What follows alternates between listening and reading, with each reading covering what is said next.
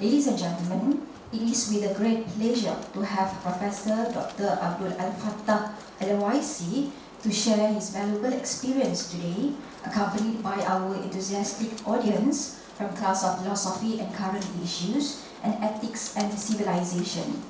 Ladies and gentlemen, these programs are organized by Center for Human Sciences with a collaboration from Registrar Office, University Malaysia, Pahang.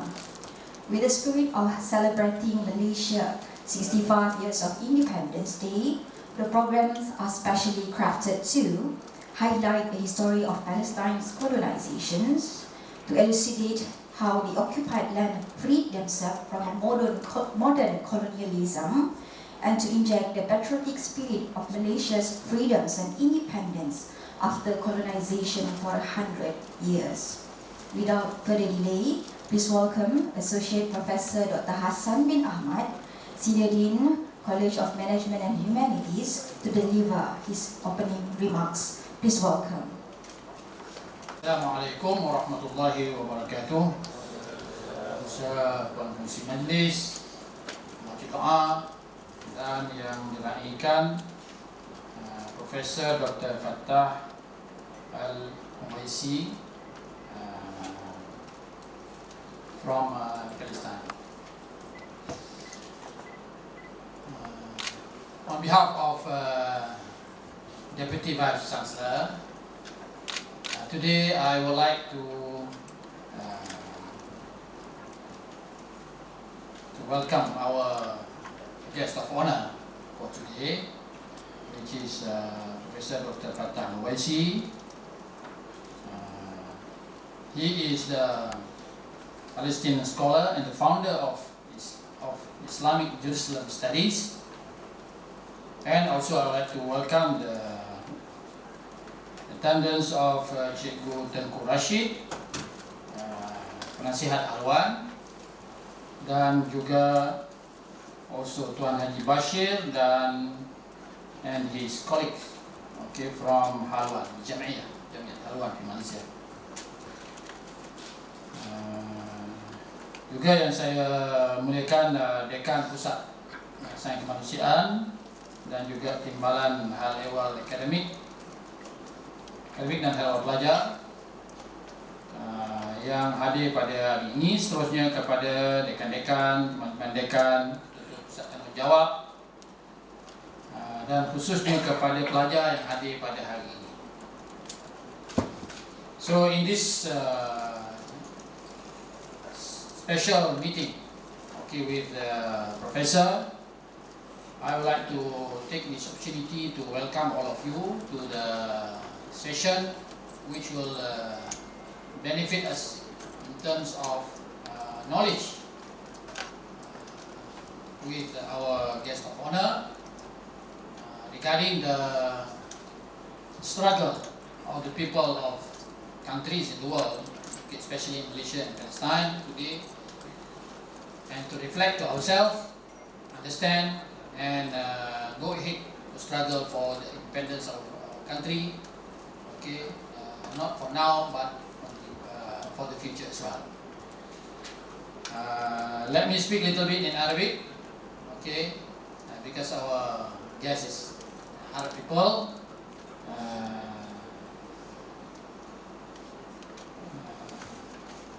أنا أرحب بقدوم الأستاذ الدكتور في هذا اليوم، وخصوصا مع UMP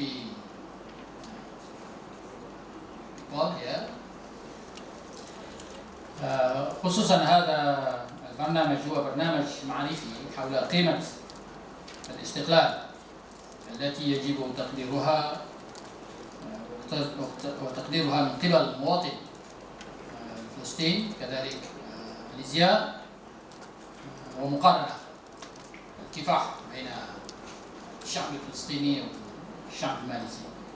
وكذلك من أهداف هذا اللقاء هو تنمية روح تعاون لدى الاتحاد من أجل الحركة الشعبية مع نضال الشعب الفلسطيني الذي لا يزال في قبضة النظام الصهيوني الإسرائيلي.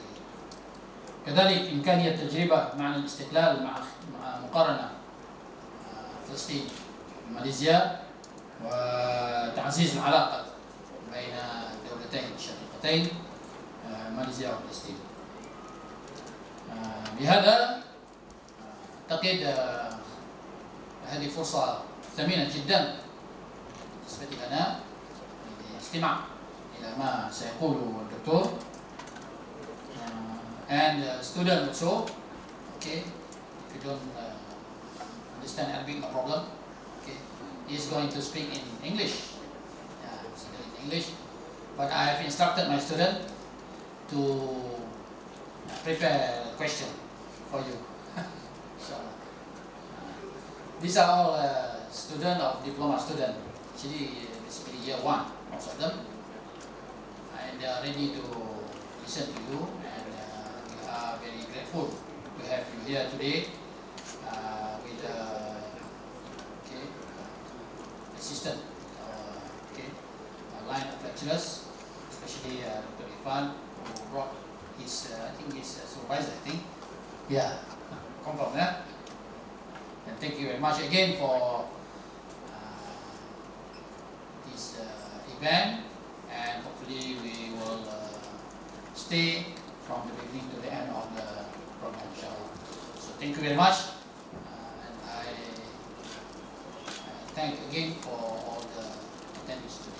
Thank you very much. Assalamualaikum warahmatullahi wabarakatuh. Assalamualaikum warahmatullahi wabarakatuh. Good morning and salam keluarga Malaysia. Alhamdulillah wassalatu wassalamu ala Rasulillah wa ala alihi wa ashabihi wa man wala. Thanks for Chair Lady Dr. Khadijah. It is an honor to be moderator for this intellectual and I would say professorial talk with my beloved teacher, my beloved Murabbi in UK. I did my master under his ta'lim and supervision, alhamdulillah.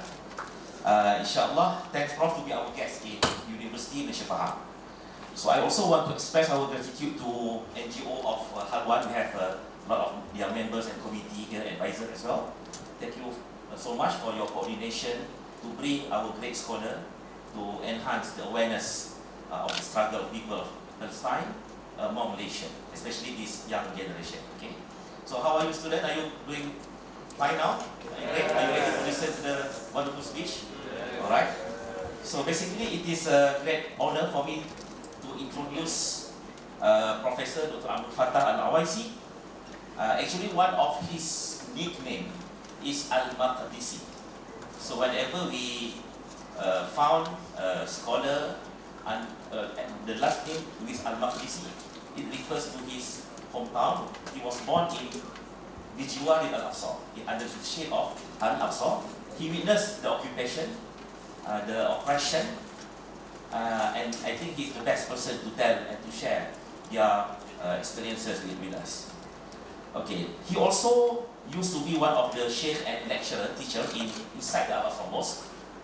Professor Al-Awaisi received his PhD in 1986 from University of Exeter, and immediately involved in teaching and researching for 35 years, not only in Arabic countries, but mainly in European countries, mainly in UK, and also in Malaysia as well, and Turkish universities, where he was the distinguished visiting professor at UUM, University Utara Malaysia, for 8 years between 2012 and 2020. And he also was a professor of international relations at Social Sciences, University of Ankara, Turkey, for 4 years between 2018 and until 2021. And these were his last two universities' academic positions before his retirement on 15 September 2021. So he just recently joined the club of pensioner. But he's still enthusiastic and has a very energetic. Every day, at least in Malaysia, this is your 32nd day, I think, in Malaysia, in the road to Baitul Maqdis event organized by Halwan. Every day, at least, he speaks to the public lecture at least three times per day. Alright, see how energetic he is. Alhamdulillah. So in addition, Professor Al-Awaisi established a number of international academic projects from scratch, such as the field of inquiry of Islamic Jerusalem or Baitul Maqdis studies, where he founded in 1994 the annual International Academic Conference on Islamic Jerusalem and Baitul Maqdis Studies, where he has been the chair since 1997, and the Academic Referee Journal of Islamic Jerusalem and Baitul Maqdis Studies, where he has been the editor-in-chief since 1997. One of his major achievements in his contribution to knowledge in the field of international relations, such as his new geopolitical theory, which is the Barakah Circle theory of Islamic Jerusalem, and his Aman theory, he received a number of awards, including the Sterling Council Provost Civic Award for 1999 in UK, and also Special Award for Innovation in 2007. And recently, he received the Science Award in 2018 and the Custodian of Al-Quds Award in 2021. So, ladies and gentlemen, now let us focus on the topic of our intellectual and professorial discourse today. To be free from the hand of oppressor and occupier, to be able to breathe the air of your own land, to feed your family with your locally produced food, to govern your country with sovereignty, without any influences of any foreign country, to be able to move around freely without any blockage and security checkpoint. These are among the biggest ni'mah for Muslim and people in the modern world. Alhamdulillah, in our country, in Malaysia, Allah blessed us with the independence since 1957. However, while most of the modern countries still have become independent, only one modern country, arguably, still lives under occupation. Their land was taken, their home was demolished, their right to return to their own country was denied. Their movement in their own hometown was heavily monitored and controlled. Millions has become refugees, and others sadly murdered brutally in uncivilized way. This is the fate of Palestine. Inshallah, our intellectual discourse on independence will highlight the virtue of Baitul Maqdis, its significance to humanity, oppression and occupation, and the importance of knowledge and wisdom for liberation and freedom under the topic of decolonization by knowledge, freedom by wisdom, Palestine experience. The floor now is yours, Professor, and I will be your translator after your speech. Thank you. Professor Hassan, Professor Helmi, my colleagues, students, I'm delighted to be at this university. And thank you for inviting me. I feel honored coming from far away, from the UK, from the weather which is now reaching 40 in the summer, which is unbelievable, in Scotland, to this lovely country which is full of durian. Something I love since my first visit of Malaysia 2001, which is 21 years ago. So thank you for inviting me. And I think it is appropriate, before I proceed talking about the topic, to congratulate you, Malaysia, for 65 years of independence.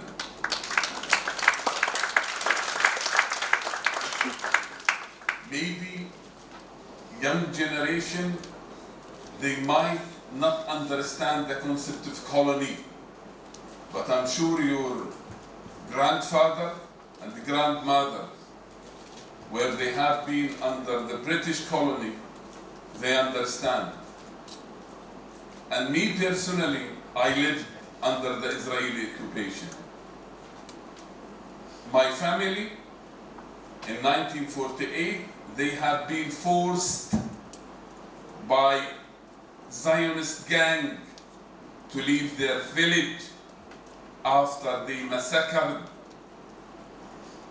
young children and babies and the pregnant woman. So they have to flee. And my grandfather and my father and my mother, they left their village looking for safety. And during that time, they lost 3 children. until they reach a safe haven. Imagine, even just the way moving from their village to another safe haven within Palestine in 1947. So they lost 3 of their children, 2 of my sister and a brother. And when they reached the safe haven, the United Nations came and they provided them with tents, and they poured in a tent. I did not witness how my parents and my grandfather forced to leave their village, but I witnessed my first memory in this life is to see a tent and to live in a tent within a refugee camp for 18 years. Imagine to live in a tent in a refugee camp for 18 years. The whole of your growing up with misery, not enough food, not clean water, which we take it now for granted. There is no clean water. Going to the toilet, you need to have a strategic planning just to go to the toilet, because for each 500 people there was one toilet. Why I'm saying this? You should be thankful to your Creator that you are celebrating now 65 years of independence. Maybe young will not understand this. So this is why I'm sharing my experience before I start my talk, my personal experience of living under occupation. I witnessed some of the war. I witnessed 1967 war. I was still in the Holy Land. And I remember exactly what happened in 1967 when Israel took the rest of Palestine, including the Holy Shrine and the main churches in the old city of Beit al-Maqdis, and even took part of Egypt, Sinai, and part of Syria, the Golan Heights.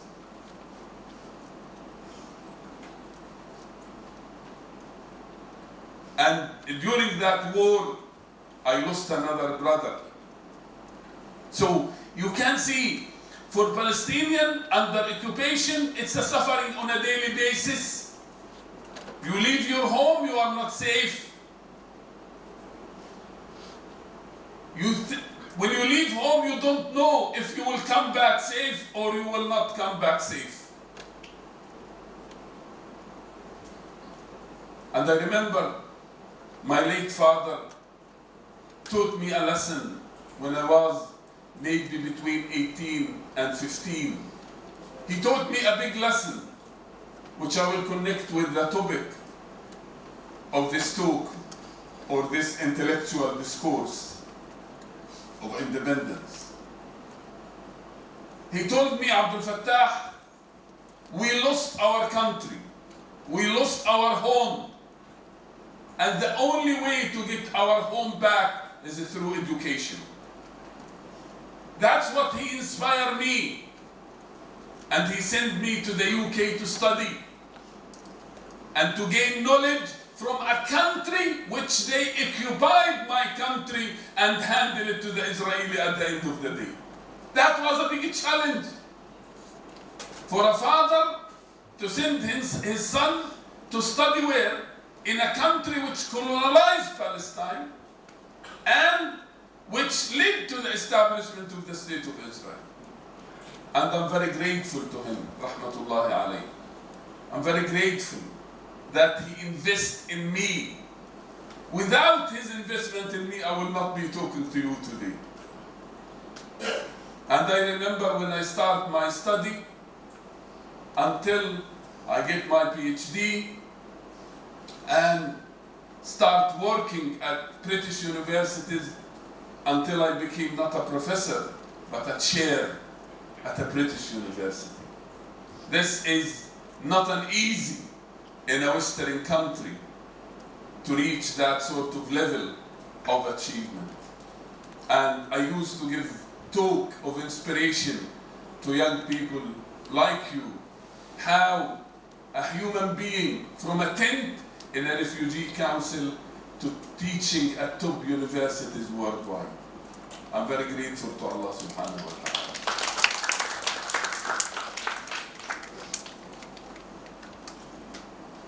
Before I end this introduction, you should be very grateful that you are living in Malaysia.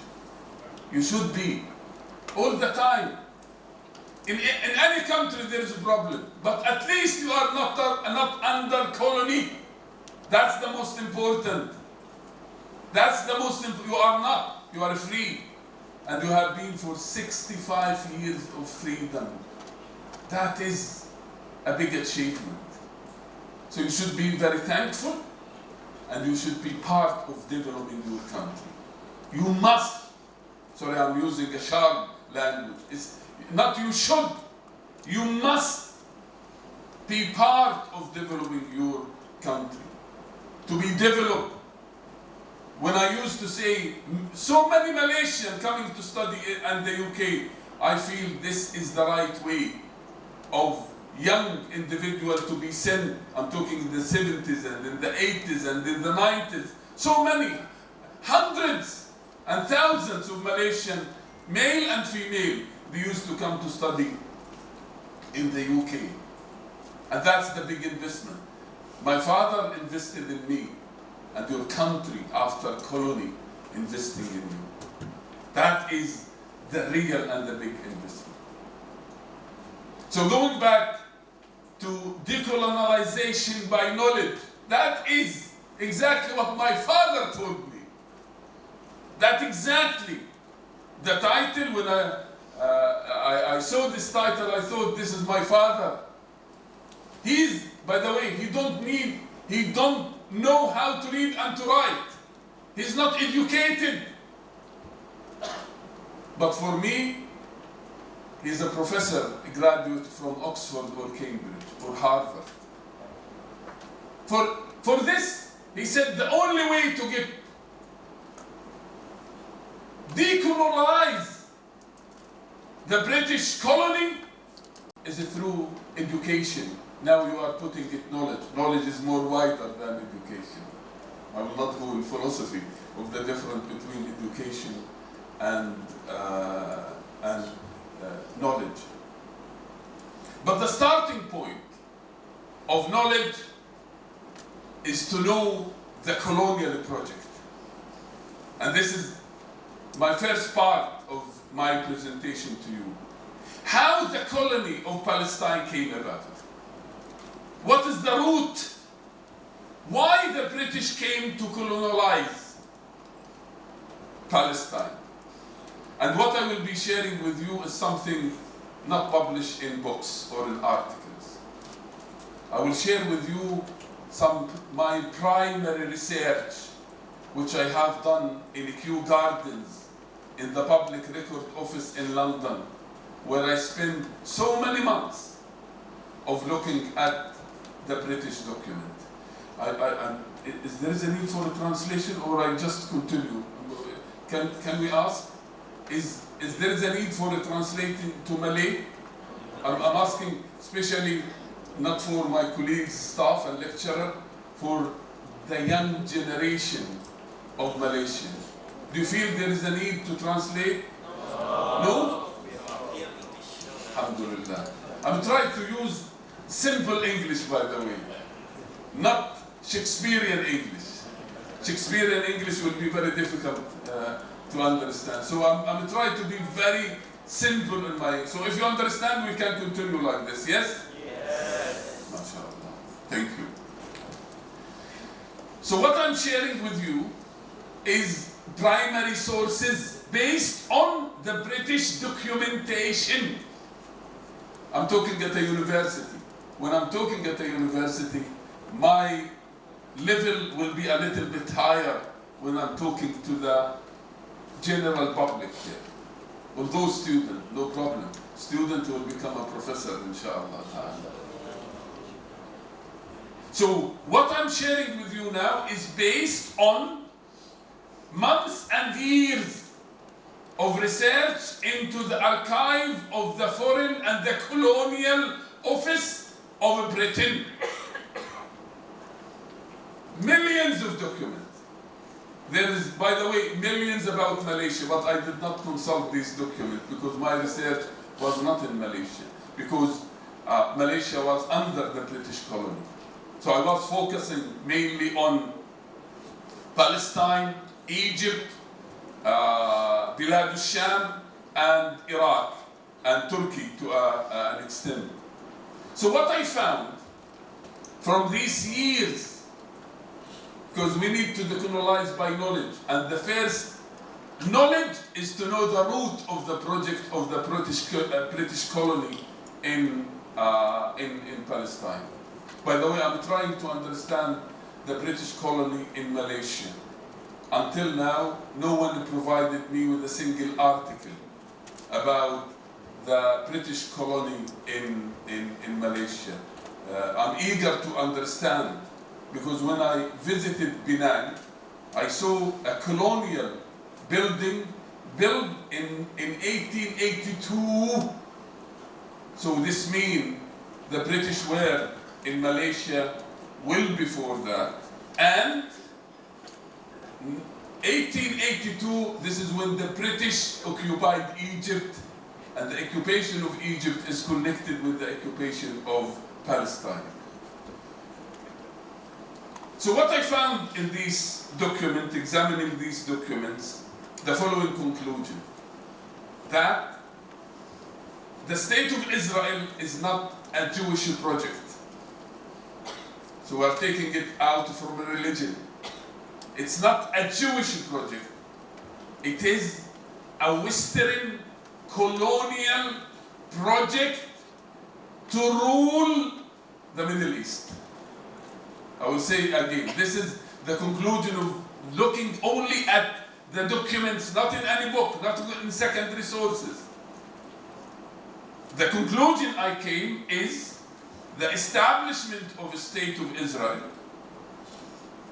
was and is a colonial Western project to dominate the whole of the Middle East, or what I prefer to use, Western Asia, because the Middle East is a colonial Orientalist concept, but I will not go in details in that.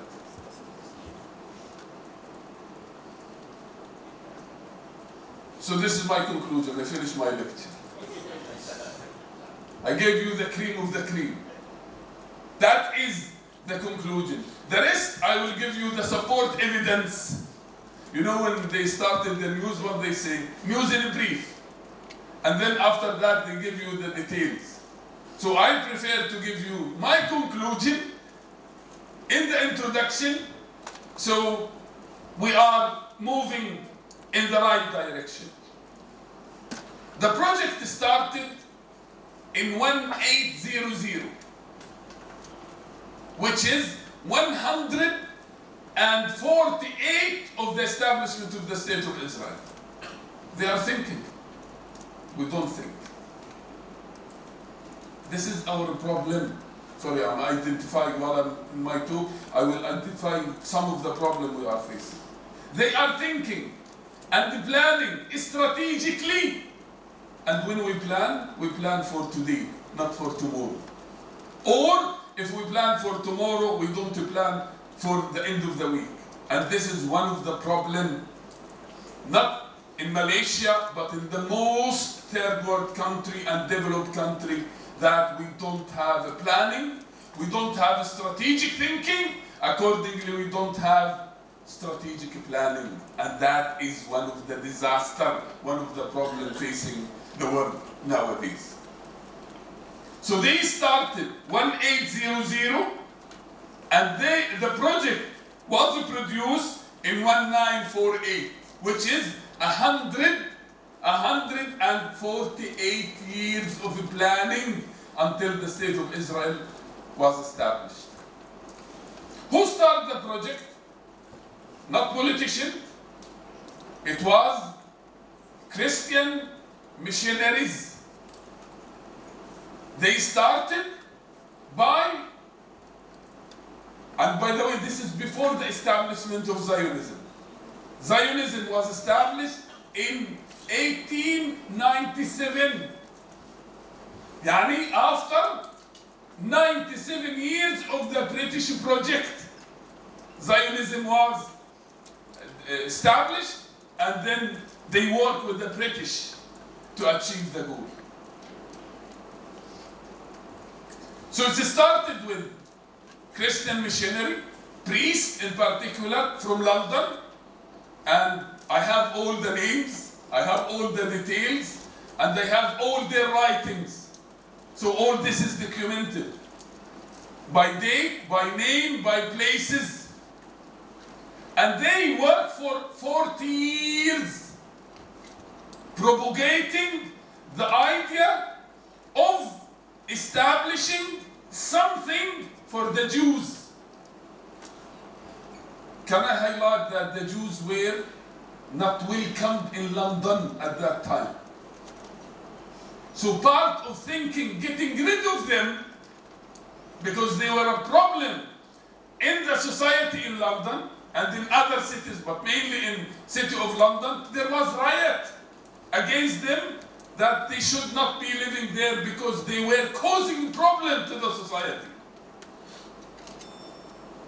But the religious were not thinking of getting rid, they were thinking of religious text. I'm not examining that text. If it is right or wrong, this is something else. I'm an international scholar, I'm not a religious scholar, or what we call biblical scholars, to look at that holy text. So after nearly 40 years, the politician picked the idea. Which politician? The British politician.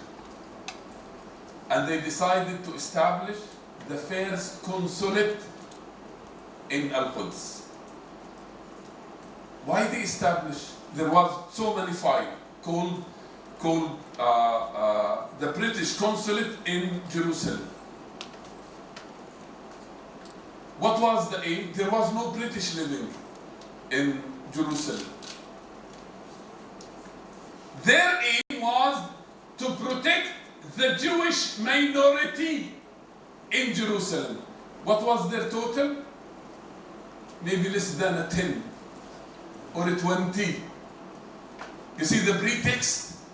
Normally they enter, politicians, they enter through religious minorities, try to use them, not to help them, but to achieve their own strategic goal. So they established the British consulate.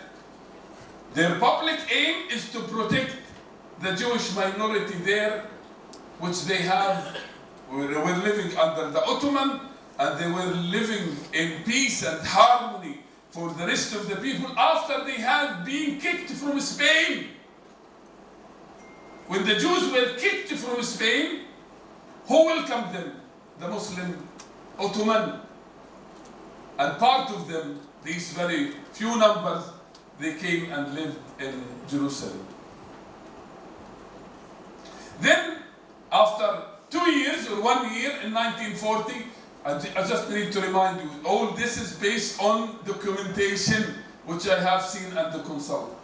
In 1840, two major events happened. One, London Conference in the 15th of July, 1840. What this conference decided? Decided that we will isolate Egypt from Bilad al-Sham. Why? Because they need to establish something in between.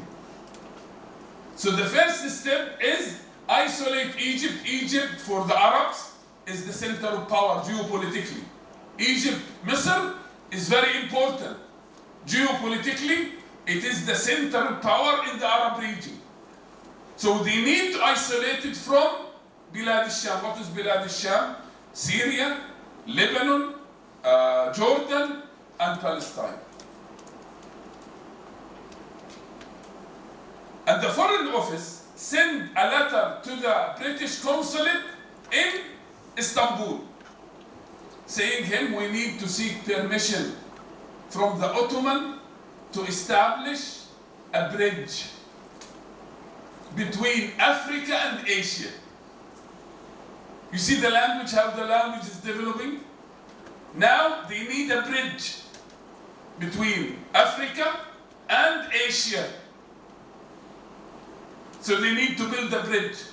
And the population of this bridge should be foreigners, not belong to Egypt and not belong to Bilad al-Sham, and their loyalty to United Kingdom, to the Great Britain. That was in 1840. Then this has been developed after the establishment of the Zionist movement. Sorry, I have to be short. I can't go in much details because each of these periods I spent so many months just consulting the document. So I have to skip a lot of, but I'm just highlighting the milestone, if I may call it this way. So in 1907, the Prime Minister called Campbell Bannerman. Campbell Bannerman decided the Ottoman is nearly collapsing. They call it the sick man, الرجل المريض. They call it the sick man, الرجل المريض. So they were thinking, who will inherit the Ottoman? And their attention was on the Arab region. And the Arab region. So Campbell Bannerman invited scholars, not politicians. This is why we need you to be a scholar in your own expertise studying at this university. He invited scholars not from United Kingdom, not from Great Britain, but from European countries. Engineering, geography, historian, talking about the rise and the fall of empires and civilization. Brought them and said to him, you have one task. How we can manage to rule the Arab region after the collapse of the Ottoman. That's their job. How we can, as the British, we can rule the Arab region. Khalas. The Ottoman is dying.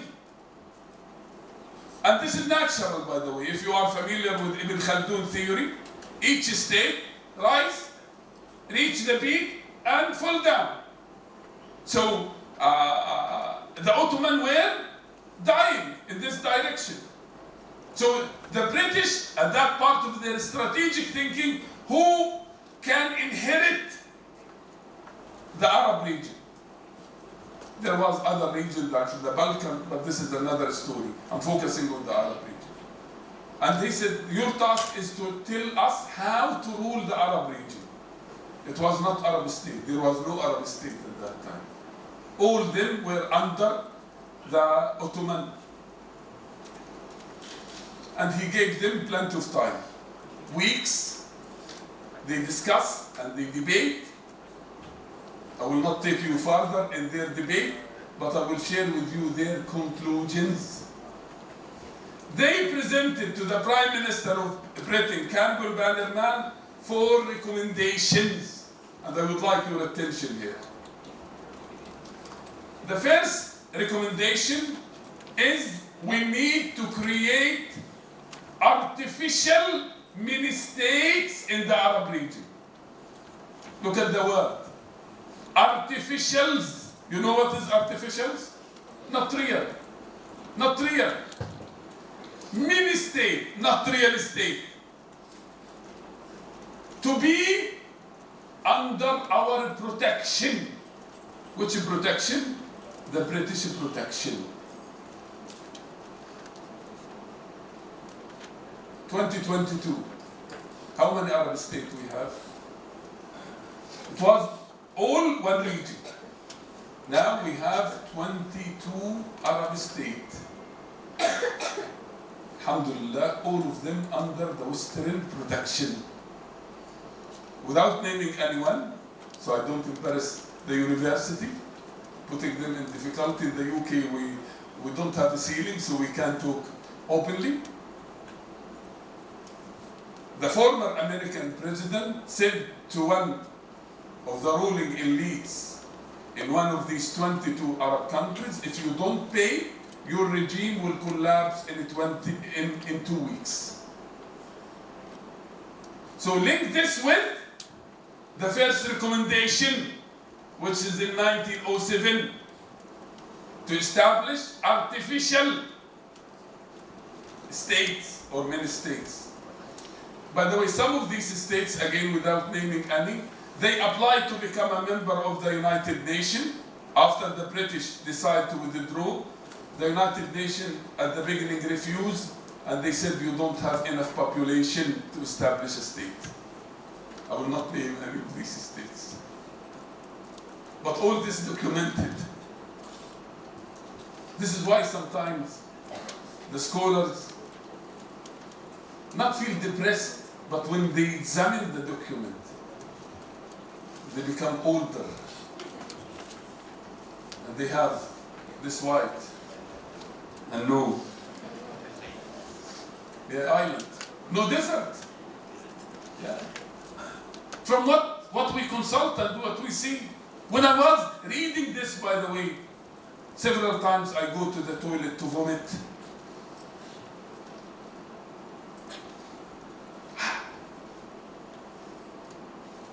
I couldn't understand why they think and we don't think. Why they have strategic thinking and we don't have strategic thinking. This is one of the problems we are facing. Their brain is not much better. I have taught at the British University for 35 years, and their mind and the brain is not better than your brain and minds. But they use it. We don't use it. Our brain is in holiday, a long holiday. Take holiday, no problem. Take holiday, but not for a long time. So that was the first recommendation. And you can see in 2022, it is there. The second is to fight any kind of unity among the Arabs. The Arabs, they have one language, they have one language, they have one race, and they have, yes, several religions, but mainly dominated by Muslims. In the Arab region, we have Christian, we have Jews, but the dominant in the Arab world are Muslims. So to fight any kind of unity among the Arabs, they should not be united. And this is according to the famous British foreign policy, divide and rule. The best way, فرق تسد in Arabic. The best way is divide the people. If you divide them, it will be very easy to rule them. This is why Malaysia, don't be divided. Don't be divided. Because if you are divided, you allow foreign powers to play with you all games, and they are more powerful than you. So be one. Look at diversity in Malaysia as a strength. Look at diversity in Malaysia as a strength, not as a weakness. This is again another topic to talk about. The final recommendation, which was the most interesting one, to achieve these above recommendations, Campbell-Bannerman report recommended to establish a buffer state where between Africa and Asia. Which country is between Africa and Asia? Palestine. So to establish a buffer state, this is the language of the British Foreign and Commonwealth, is to establish a buffer state in Palestine. This is where I'm saying Israel is a Western colonial project.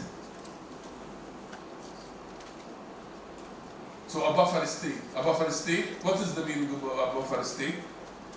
You divide two regions. What is the first region? Egypt. What is the second region? Is the Sham. I forget to mention before this Campbell Banner man that in 1882,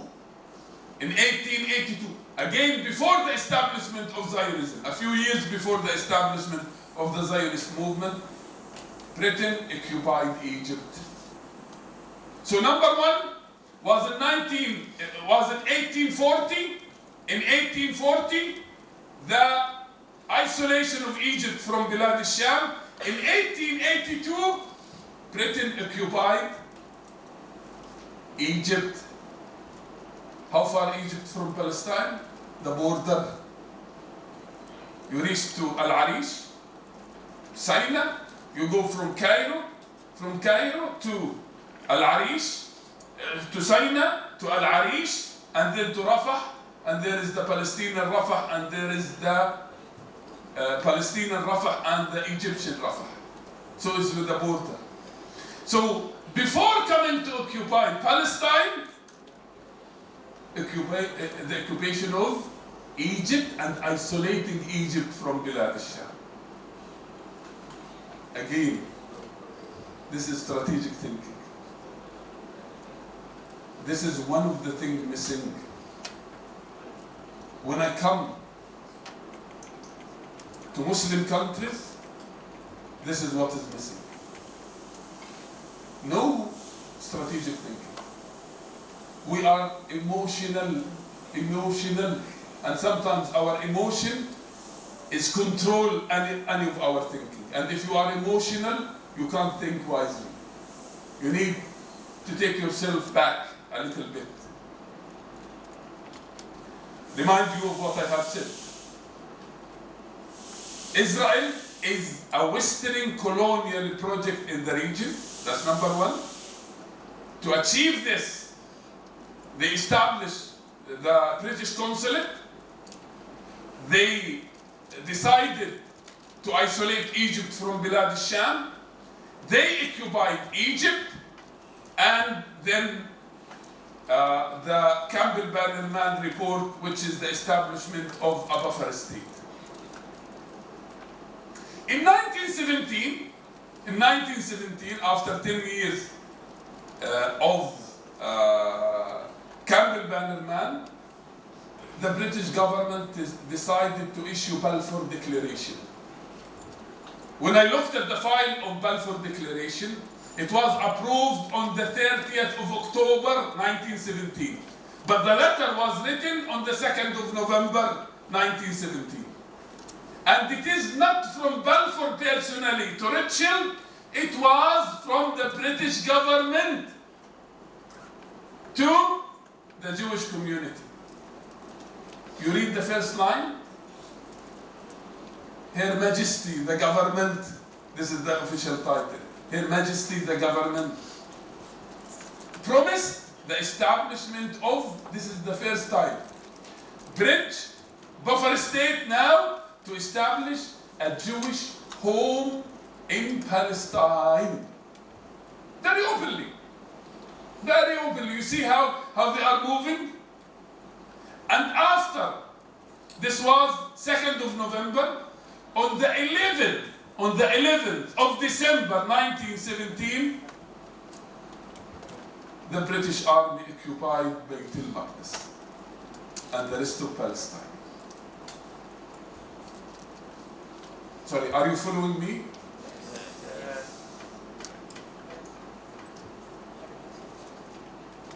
So after they issue the Balfour Declaration of a month and so, they entered. Who was the chief of the British Army? General Allenby. Almond Allenby. And when he entered Bayt al-Maqdis, he said his famous statement, "Today is the end of the Crusader period." So the Crusader period did not end with the liberation of Salah ad-Din of Bayt al-Maqdis, now ended by the reoccupation of the Holy Land by the British. So basically, this is another Crusader.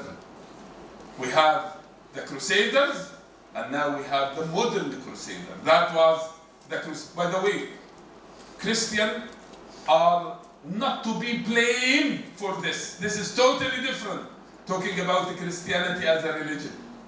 These are political motives, not with the Christian scripture. I need to be very clear with this.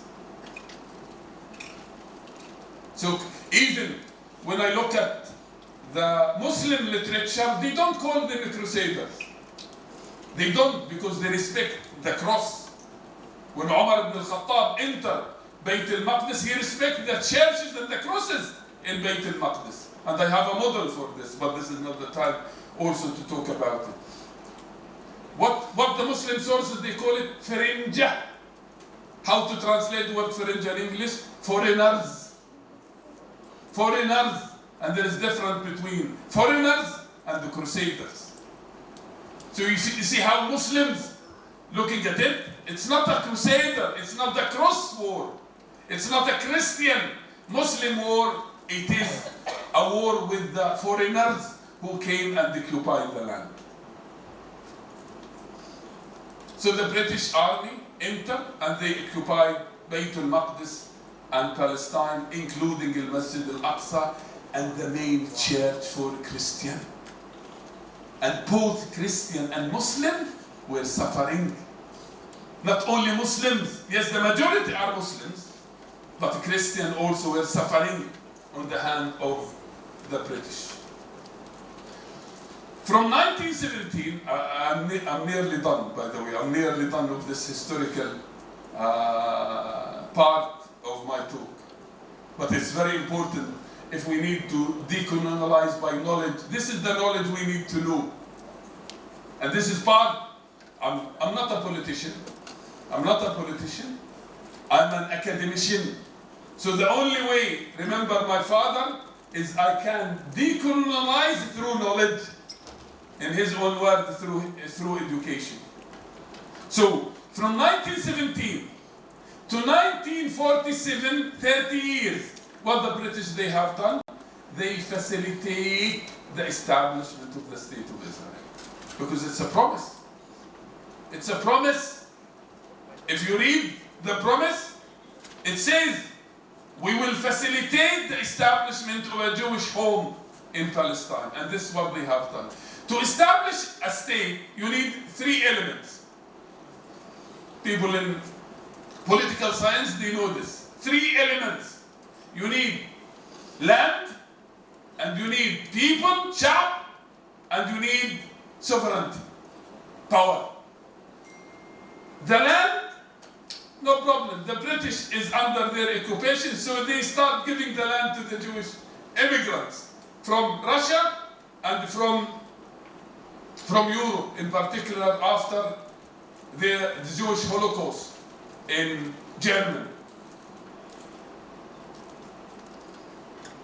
So this is the land. The land and the people, immigration.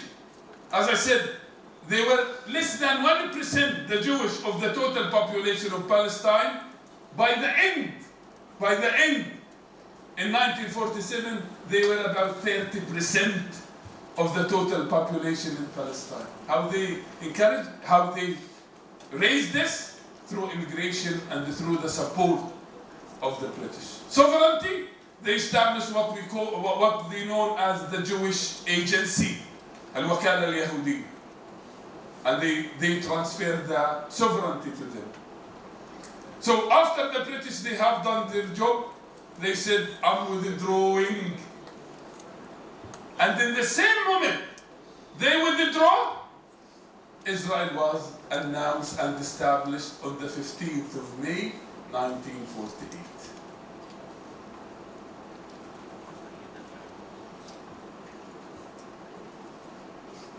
Again, is that clear?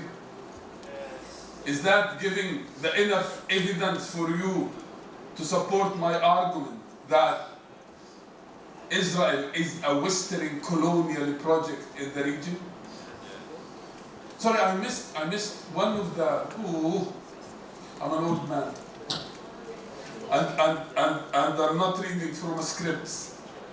I'm focusing on my memory of examining these documents. There was a third. I said the fourth recommendation. I mentioned the first one, second one, the third one I missed it. What is the third one? The third one. Sorry of forgetting, but it's good that I'm coming back to me. Maybe because I'm eating za'atar. You know za'atar? Anyone knows za'atar? No, you don't know. Yeah, one knows za'atar. During my tour, my Hulwan host in one of the states, when I entered my place, I noticed in my table there was za'atar and olive oil. This is the food for the poor Palestinian. This is anyone can afford. What is za'atar? Za'atar is a herb growing on the mountains of Beit al-Maqdis, but very delicious, very cheap, and help you to open the cells of your brain. This is why they say Palestinians are intellectual, because they are eating za'atar. But we need an original za'atar, and the za'atar what provided to me in Malaysia was from the city of Jenin, one of the delicious za'atar. Ask about za'atar. You're still young, by the way. I'm an old enough, but I'm still eating it every morning in my house with my wife.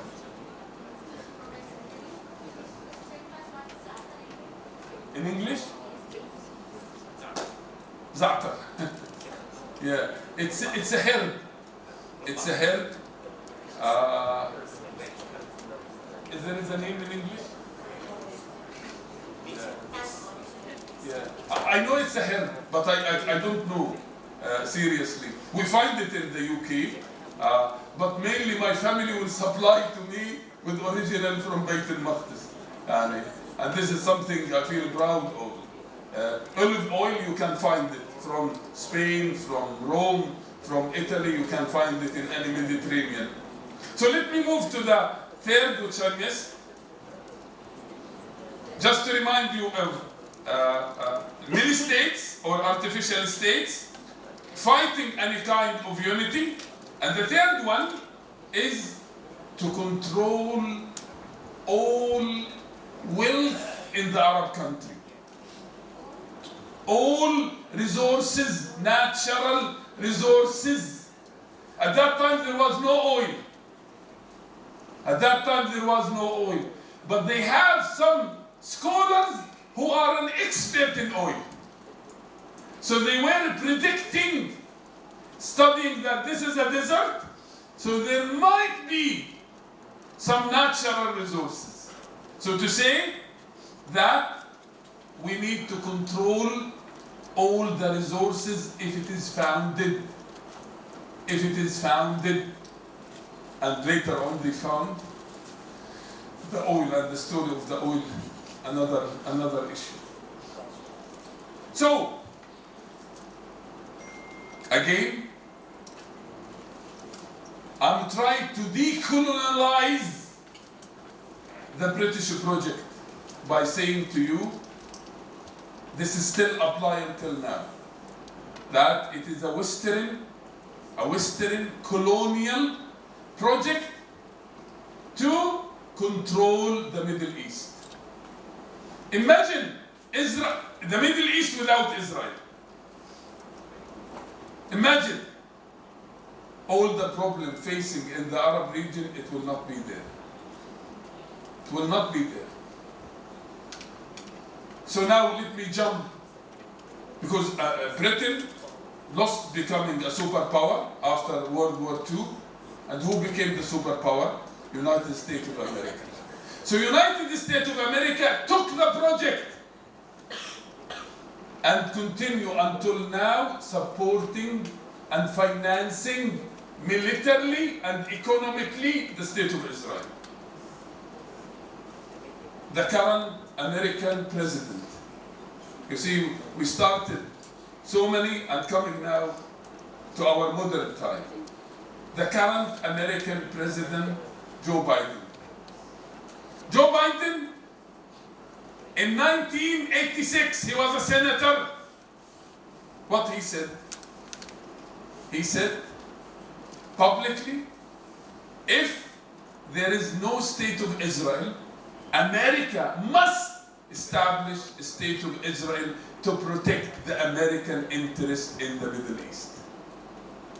Who said this? Prof, before we go beyond, there's a suggestion from one of our community that maybe you can have we drink first, and at the same time you can ask the few questions, just for the historical part, because we are now approaching the modern.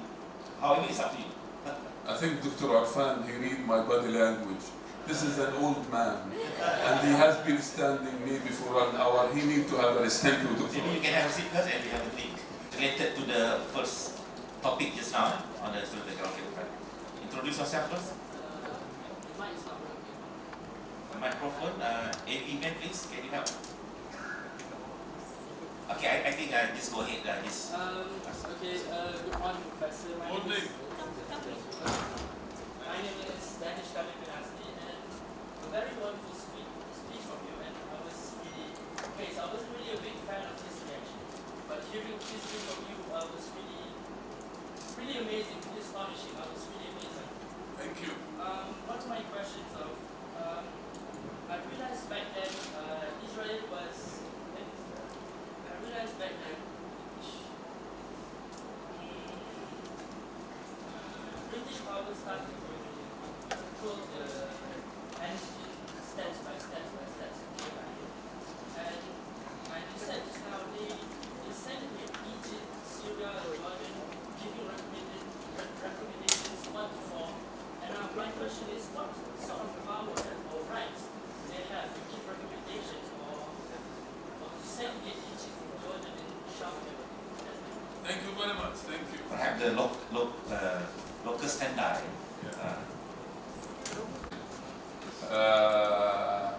So the answer is very simple and complicated. As a scholar of IR, we have so many schools of thought to analyze the event. Basically, the simplest answer is the power.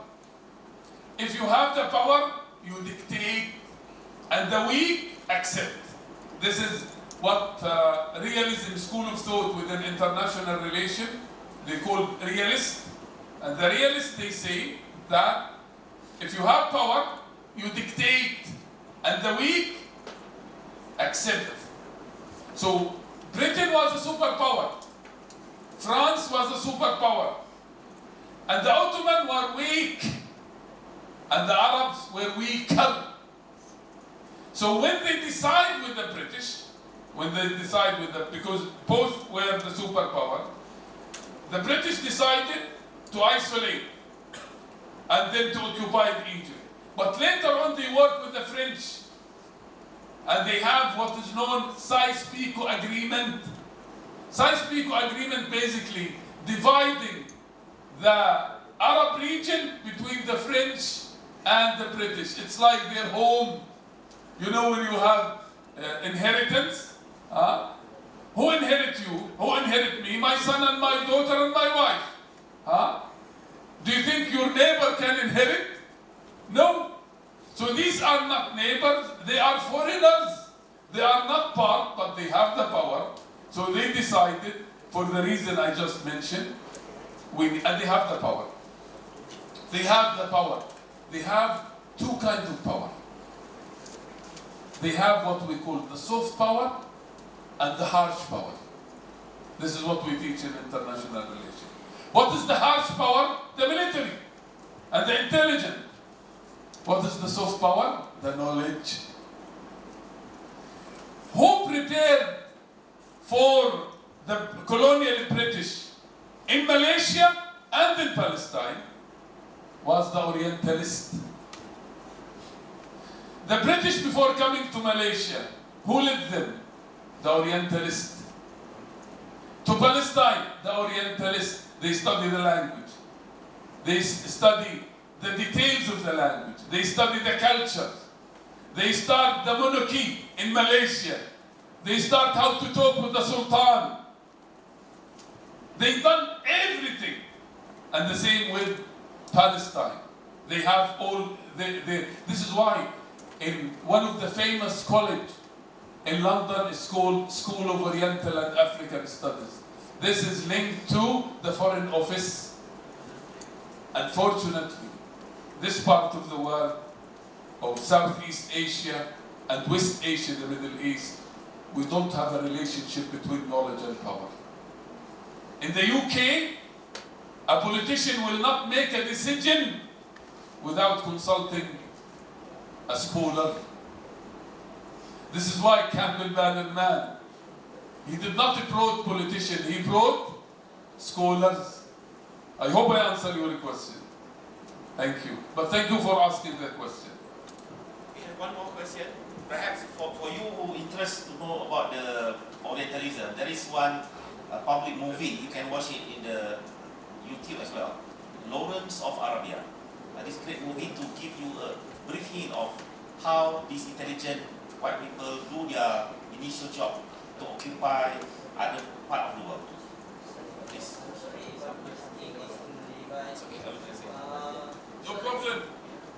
I will understand this through Dr. Alfa. Don't worry. Cakap pasal unity, waktu problem kalau dekat Arab region, tak ada satu masalah pun kalau ada unity between Egypt, Palestine and all of the Arab region. If there is unity, like Indonesia, we have unity between bangsa and agama. Soalan saya, sekiranya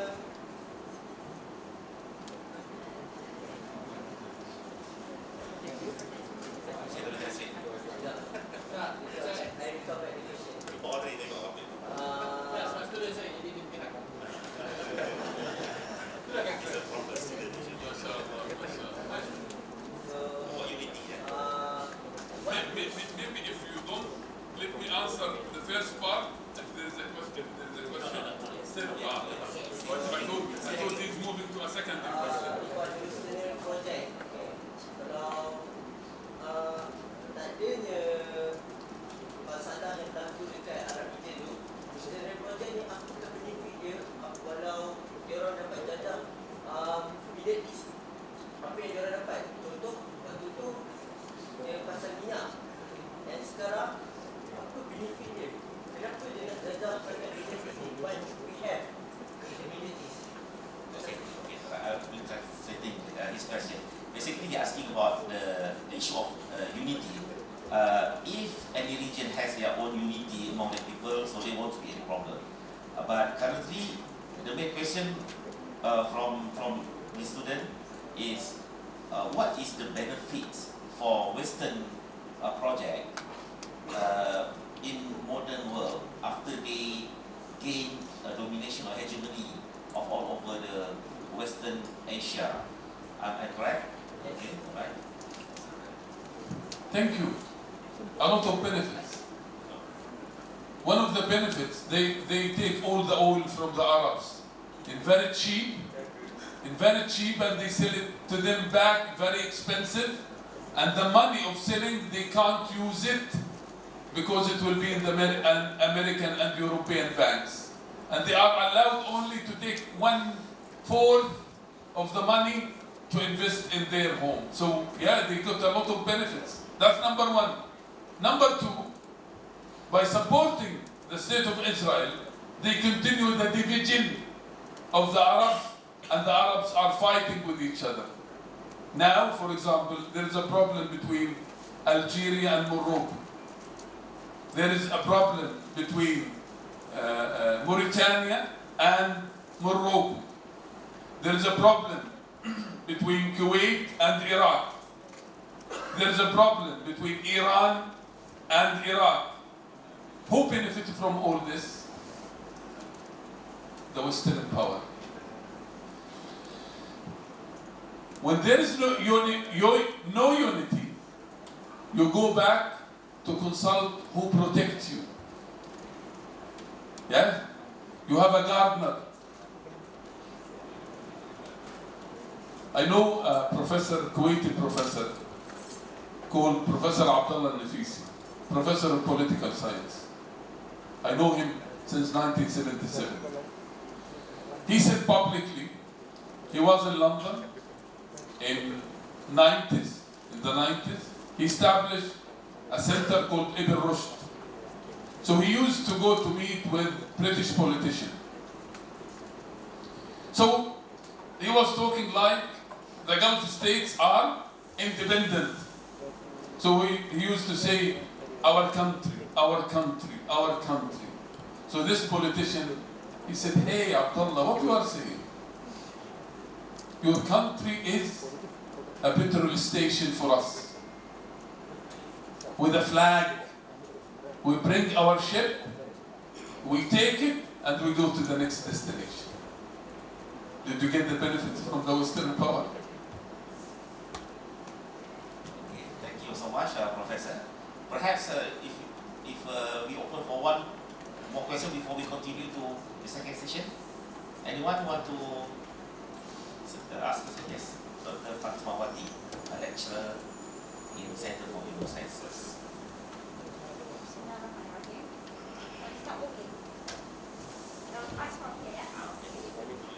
Thank you so much for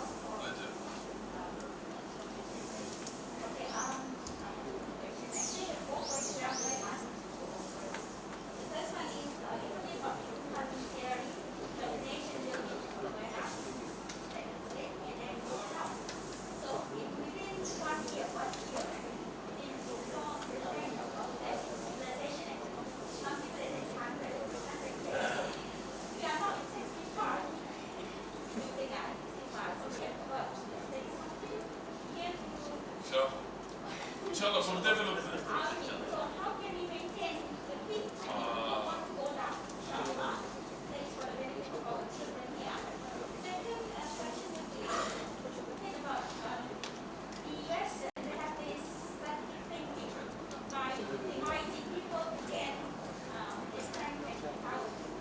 We don't have that because we don't have this, I think, we don't have this zone for others. Do you agree with that? Thank you.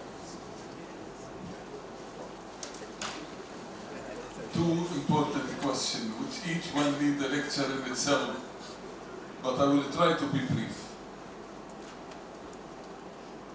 Ibn Khaldun,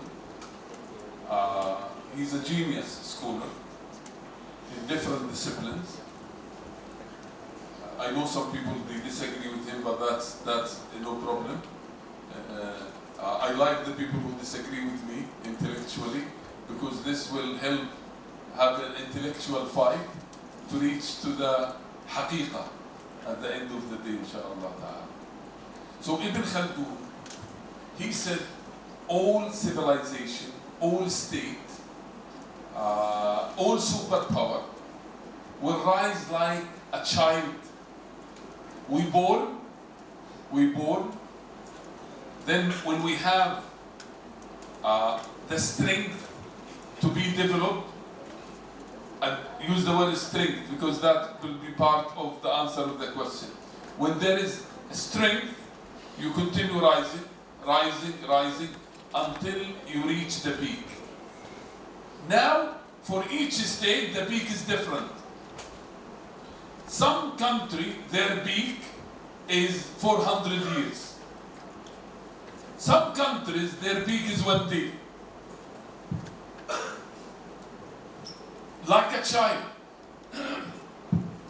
Some, they born and die after 1 day. Some, they 100 until they die. So their beak will be longer before they start collapsing and going to the hospital, etc., receiving a treatment, blah, blah, blah, blah, until rahmatullahi alayh. The same with the state. So the key to answer is, you ask about Malaysia. Malaysia need to think about its strength and weaknesses. Strength, to develop the strength, and the weakness to turn to be as a strength. This is what the Ottoman they have done. The Ottoman is one of the longest state. Ottoman is one of the longest state. 600 and something plus. 600 plus. The 400 plus were the peak. The collapse took 200 years. The collapse took 200 years.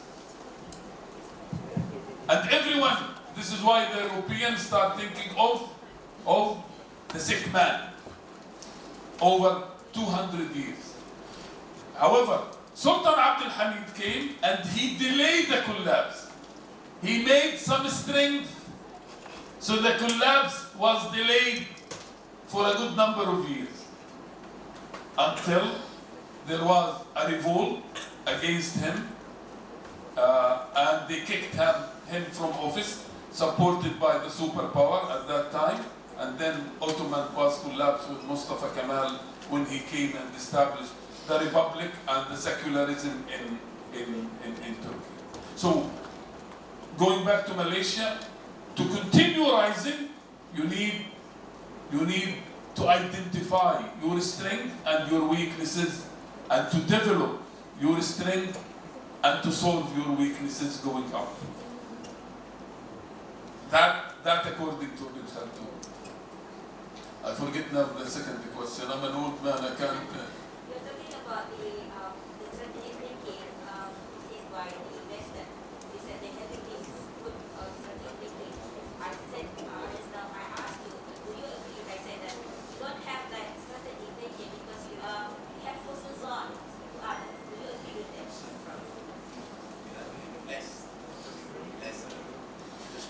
In politics, there is no husn dhan. In politics, there is no husn dhan.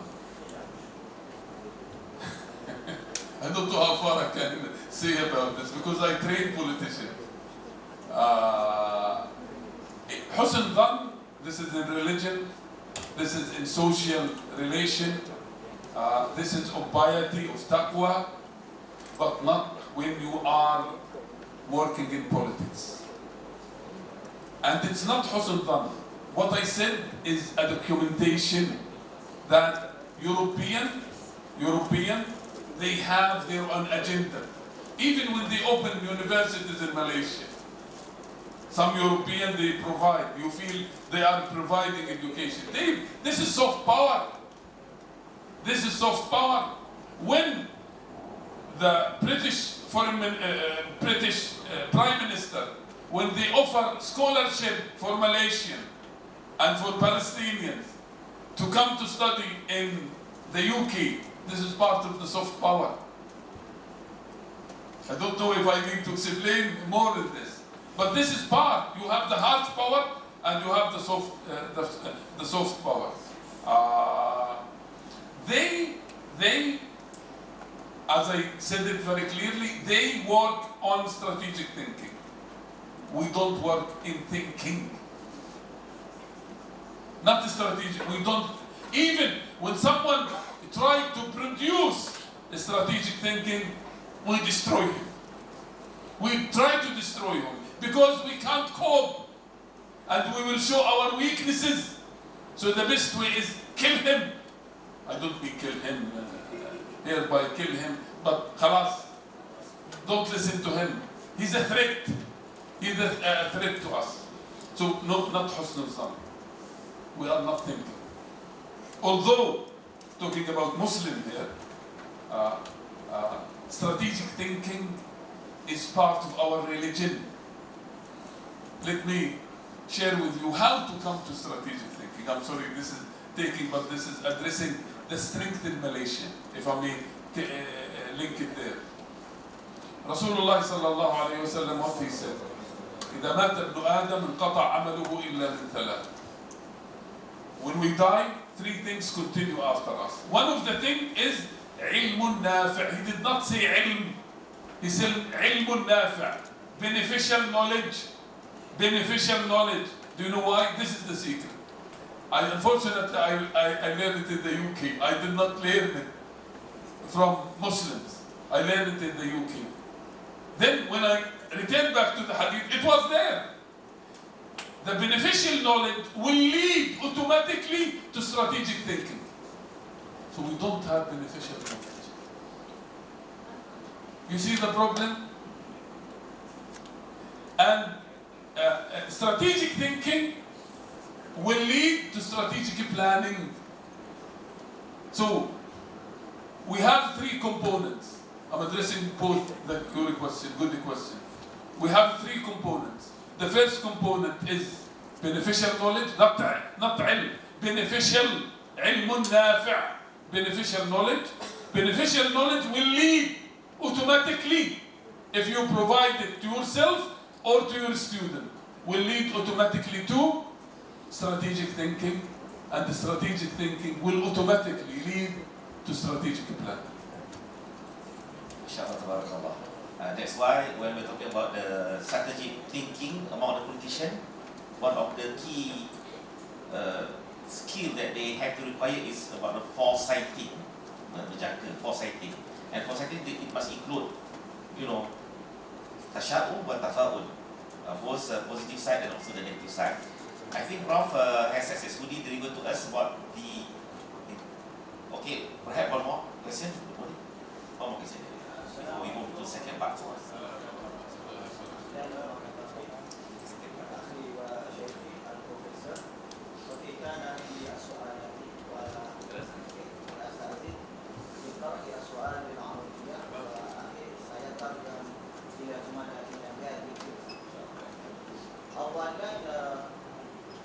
Regarding solidarity mentioned by our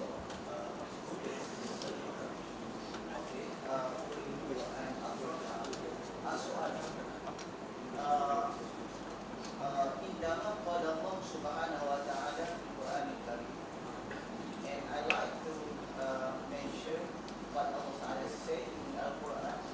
أعوذ بالله من الشيطان الرجيم بسم الله الرحمن الرحيم فإذا لقيتم الذين كفروا فضربوا حتى إذا أسلمتموهم فاشدوا الوثاق.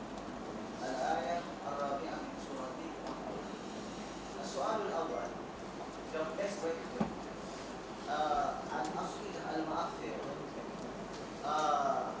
على الإسرائيليين لا بد على المسلمين كافة في أنحاء العالم أن يفهموا معنى الجهاد نحو الكفار. والكفار هنا صريحة يرجع إلى اليهود الصهيونيين.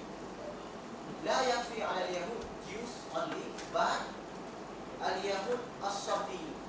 هذا هو المشكلة للعالم أو they are a big problem for our global.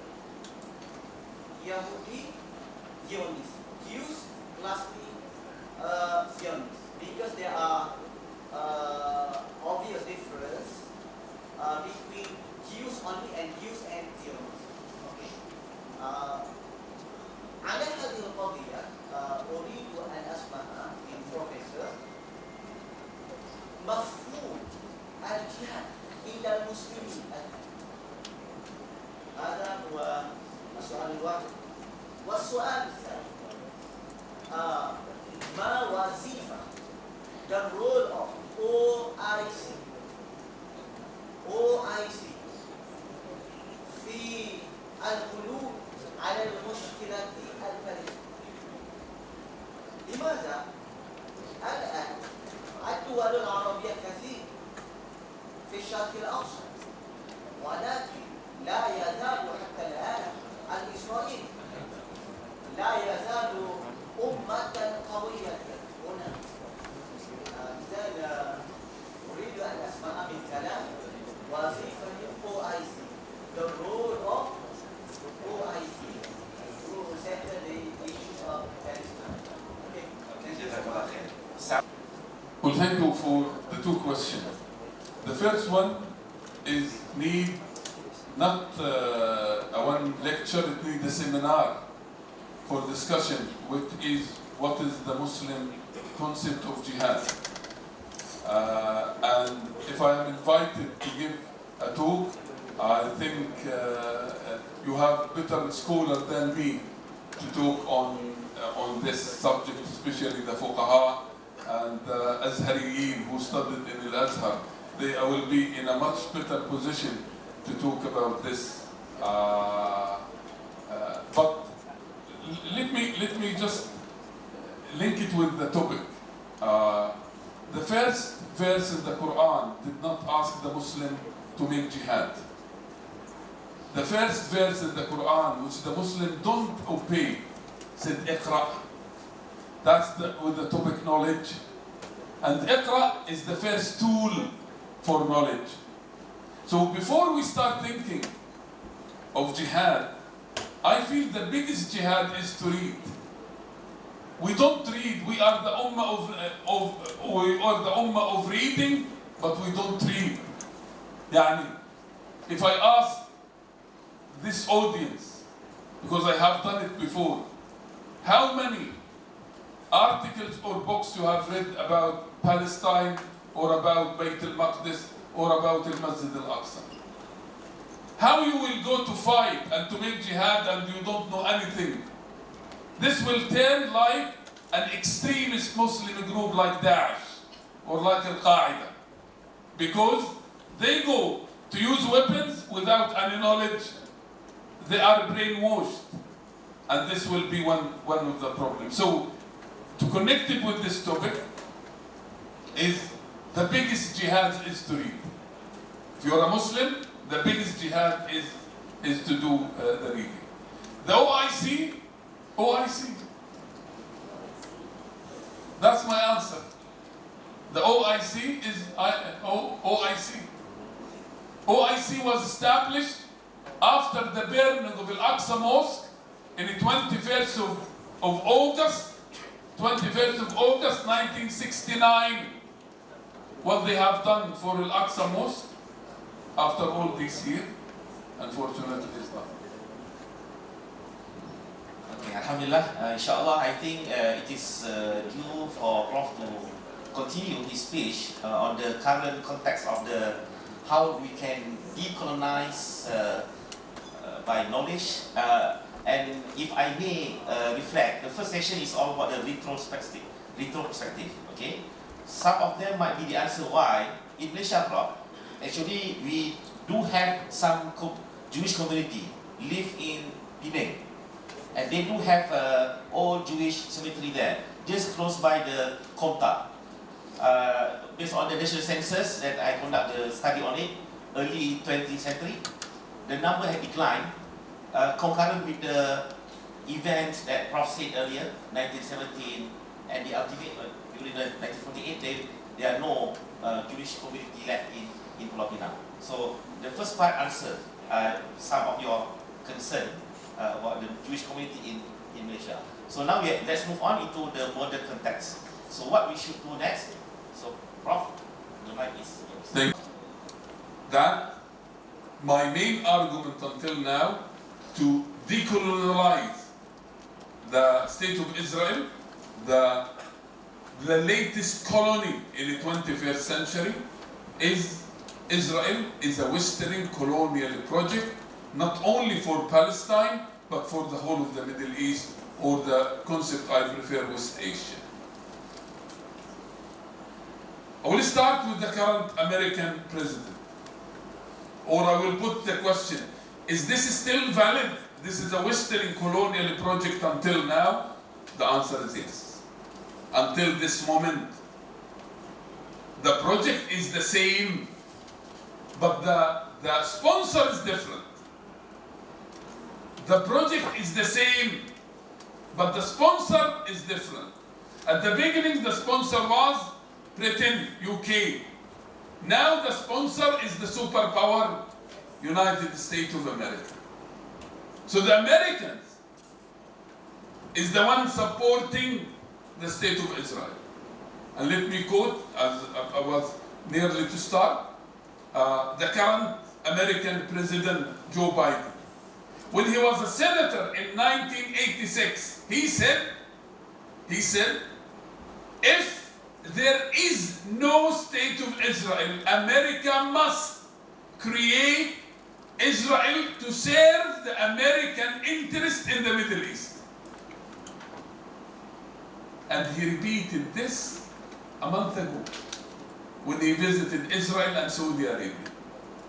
He said, I said in 1986, and I'm saying it again, that if there is no state of Israel, the Americans must create the state of Israel to serve the American interest in the Middle East.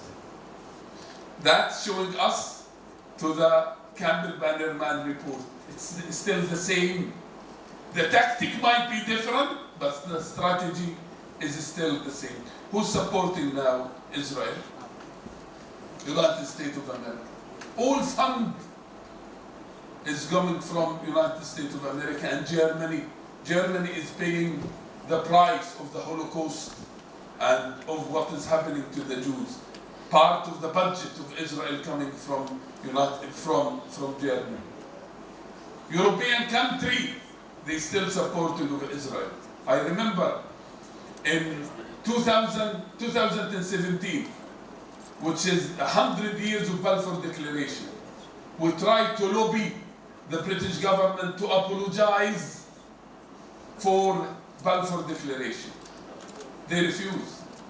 Although there was a petition and millions signed it, the British government refused. The Prime Minister at that time was Theresa May, and she said publicly in the House of Commons, we are proud of our role of establishing the State of Israel, and we are not apologizing for Balfour Declaration. That's showing the project is still the same. The Arabs are divided or not divided? Allah divided more than anyone else, any time. The Arabs in the past used to have a secret dealing with Israel under the table. Now they are dealing on the table. And for Arab countries, now they have officially memorialization with Israel and embassy in Tel Aviv. Previously it was Egypt and Jordan. That's where it started. Egypt and Jordan, they have a war with Israel, and some of their land has been taken, so they felt they need to have a peace treaty with Israel, and they have. But we have 4 Arab countries, they are far away. And they haven't been in any conflict with Israel, but because their sponsor asked them to do so, and they need to continue, they have now memorialization with Israel. Which, this is not secret, United Arab Emirates, Bahrain, Morocco, and Sudan. Morocco, the king there is Amirul Mu'mineen. This is his title, by the way. You agree or disagree, this is his official title. I'm not commenting in his title. But Amir al-Mu'mineen now is having a memorialization with the State of Israel officially, and he opened the country for military, education, collaboration with the State of Israel. And I'm following this very closely. Imagine a country like Sudan having memorialization with Israel. And they try to encourage some Muslim countries to have memorialization with Israel. What is the benefit? The Egyptian and the Jordanian, they have memorialization for so many years. What's the benefit? Zero. Nothing. So I'm just saying to some Muslim country which there is a pressure on them to make a normalization with Israel, look at Egypt and look at Jordan. They didn't get any benefit from that sort of normalization.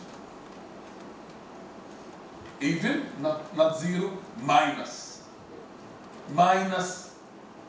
They are affecting their economy. And look at the economy in Egypt and look at the economy in Jordan. In a very bad state. We consider Egypt in international relations as a failed state. Failed state. Before the normalization and the agreement with Israel, it was not a failed state. So, how currently we can decolonize using knowledge and wisdom? I will take what I said to the reply to the Ustad Azhari when he asked about his question. What is missing in decolonize is the knowledge. We don't know much about the history just I mentioned to you. We don't. We feel this is a Jewish state. It's not a Jewish state. It is serving the Western interest in the region. It is serving the British interest and now serving the American interest. So the European and the Americans using the Zionists to achieve their goal in the region, or you can say now there is a collaboration between Zionism, not Judaism, by the way, between Zionism. We don't have a problem with any religion, by the way. We don't have, I'm talking here as a Muslim academician, we don't have any problem with any religion. Allah subhanahu wa ta'ala in Surah Al-Mumtahina said it very clearly. لا ينهاكم الله عن الذين لم يقاتلوكم في الدين ولم يخرجوكم من دياركم أن تبروهم وتقسطوا إليهم إن الله يحب المقسطين إنما ينهاكم الله عن الذين قاتلوكم في الدين وأخرجوكم من دياركم وظاهروا على إخراجكم. This is the problem. The problem, if anyone would like to live in peace and harmony with you and not harm you, not drove you out from your home, you should live with peace and harmony with them. But if you drove you from your home, and imagine, I and my family, we have been driven out from our home. Not this is our choice. There is difference between traveling with your own choice and being forced to leave. Last time I visited, my family was 30 years and I can't go. Why? Because I'm in their blacklist. Why am I in their blacklist? I'm not a politician, I'm not a military man. The Israeli told me, you are very dangerous to the security of Israel. Why? Because you are using your brain. So basically they don't ask to use our brain. Your writings, your intellectual, your knowledge is having more impact and more effect rather than the politics. So you can see the knowledge, the role of the knowledge is very important. So when they drove you out from your home, what to do with them? Tamam. The Palestinian National Movement decided, let us negotiate with the Israeli. Tamam. Okay. Yeah. The superpower, everyone telling the Palestinians, negotiate with the Israeli. Negotiate with the Israeli. The PLO decided to negotiate with Israel. They decided. And they went into Madrid and Oslo. They have for more than 25 years of negotiation with the state of Israel. What is the outcome? Zero. Still Palestine under occupation. And Oslo Accord produced to the Palestinian National Authority. What is the Palestinian National Authority duty? Is to protect the state of Israel and to provide security for the state of Israel. This is why not some strategic thinker in Israel, they consider the establishment of a Palestinian state is an Israeli necessity because it will protect the state of Israel. And here in Malaysia, I have been asked this question: what is your view on the two-state solution? What is your view on the two-state solution? My view is an academic one, not a Palestinian one. My view is coming from a professor in peace studies in Bradford University. He's an expert. He distinguished to me between peace process and peace. What is peace process? You are interested in the process. Negotiation after negotiation after negotiation. You end the negotiation, you enter a negotiation. So the negotiation becomes the aim rather than the outcome. And this is called, in peace studies, managing the conflict. And this is what the Israelis and the Americans are doing, managing the conflict. The peace is solving the problem. So no one would like to solve the problem. No one would like to solve the problem. They would like to manage the problem while the American and the Israeli achieve their goals in the Middle East. So the two-state solution, I can say it to you very openly, is a Zionist propaganda, and it will not happen. It will not happen. The Palestinians and the Arabs, they are offering Israel a formula: peace for land. Peace for land. For more than 25 years. It's not working. It's not working. What is my formula? Justice for peace. Justice for peace. What I mean by justice for peace?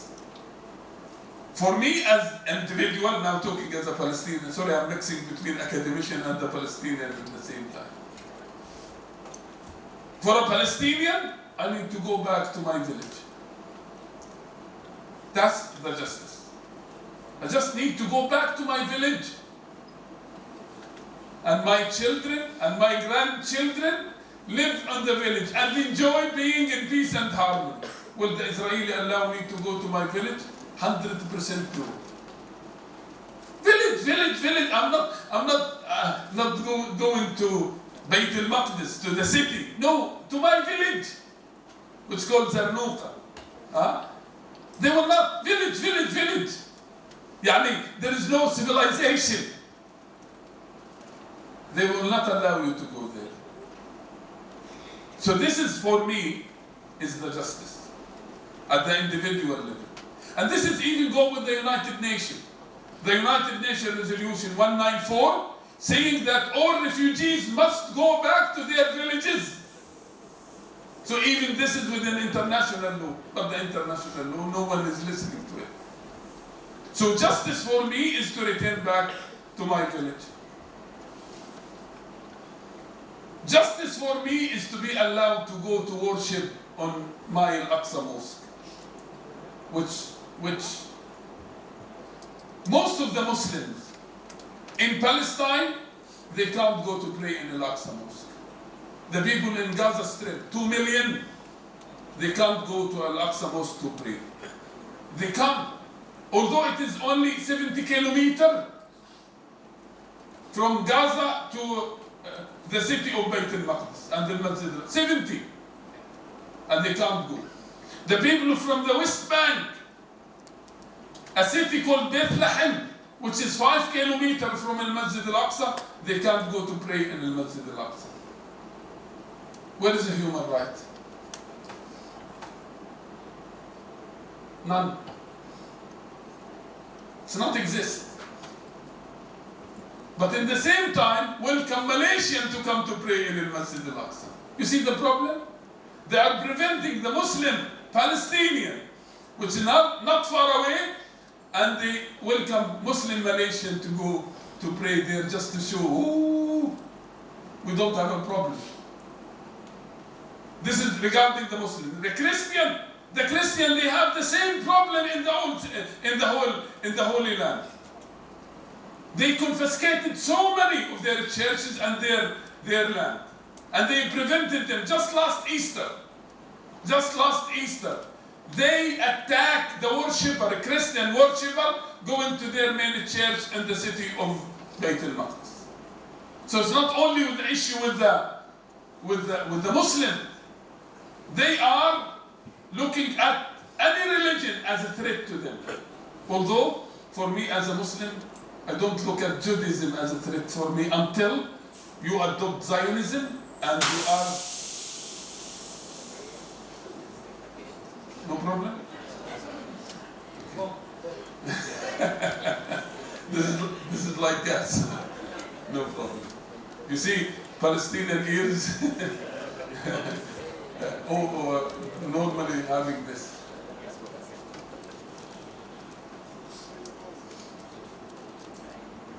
Let me come to a conclusion.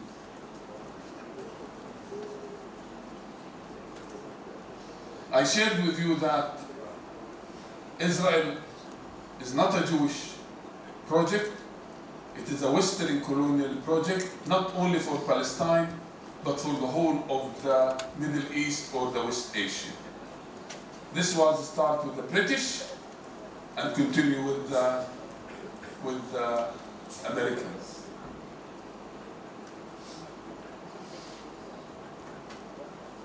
This conflict will be solved? Yes, it will be solved if we have the enough knowledge. This is why I have in the tour here in Malaysia with Hulwan, an NGO, unique. No other NGOs they have done it. I have been touring Malaysia. This is my 7th state. I came in the 1st of August and talking to staff, universities, administrators, muftis, scholars, journalists, politicians. I was a few days ago with the Malaysian foreign minister, and I'm very grateful he gave me 1 hour of his excellent time, and he listened to a Palestinian scholar from Beit al-Maqdis, and I shared with him the suffering of the Palestinian. The Malaysian government is supporting the Palestinian as much as they need, and that we appreciate this. So the starting point is the knowledge, and we don't have enough knowledge, because when we know that this is a Western project, how we deal with the project is different when we know that this is another project. So I hope I have highlighted something important to you, not based on any book or article, but based on my field work, on several months and years of research in the Public Record Office in the Kew Gardens in London, where I used to go there by 9:30. I'm in the door, and I'm the last one to leave the archive office and collecting all the documents and examining the documents. The knowledge. Going back, this is the advice and inspiration of my father. Abdul Fattah, we lost our land, and the only way to get our land is through education. And I'm telling you, we as intellectual, we can be part of the decolonization of this latest colony in the 21st century is only by knowledge. This is why university is very important. Because when we know that this is a Western project, how we deal with the project is different when we know that this is another project. So I hope I have highlighted something important to you, not based on any book or article, but based on my field work, on several months and years of research in the Public Record Office in the Kew Gardens in London, where I used to go there by 9:30. I'm in the door, and I'm the last one to leave the archive office and collecting all the documents and examining the documents. The knowledge. Going back, this is the advice and inspiration of my father. Abdul Fattah, we lost our land, and the only way to get our land is through education. And I'm telling you, we as intellectual, we can be part of the decolonization of this latest colony in the 21st century is only by knowledge. This is why university is very important. The work at the university is very important. To gain knowledge, knowledge is the answer. Thank you for listening to me. Thank you for inviting me to this university. I'm enjoying my time here by sharing, because for me, ilm is a sharing, and sharing is a very important concept. Sharing not only in food. Yes, we share the food. When you share the food, you establish social connection. Also, when you share the thought, you win the mind of the individuals.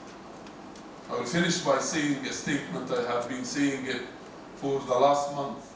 Today is my 32 days in Malaysia. And I'm glad I am in this state when you are celebrating 65 years of independence. You should feel proud of this. Unfortunately, when you see a Palestinian, you think, what is in your pocket? Because they are coming to raise fund. I'm not coming to raise fund. I'm coming to share and to raise your brain. I would like your brain. I'm not interested in what is in your pocket. I'm interested in your brain, because I know there is genius brain in Malaysia. Genius in different fields. I would like to share with them, to discuss with them how we can disseminate, so how we can decolonize through knowledge the last colonial project in the 21st century.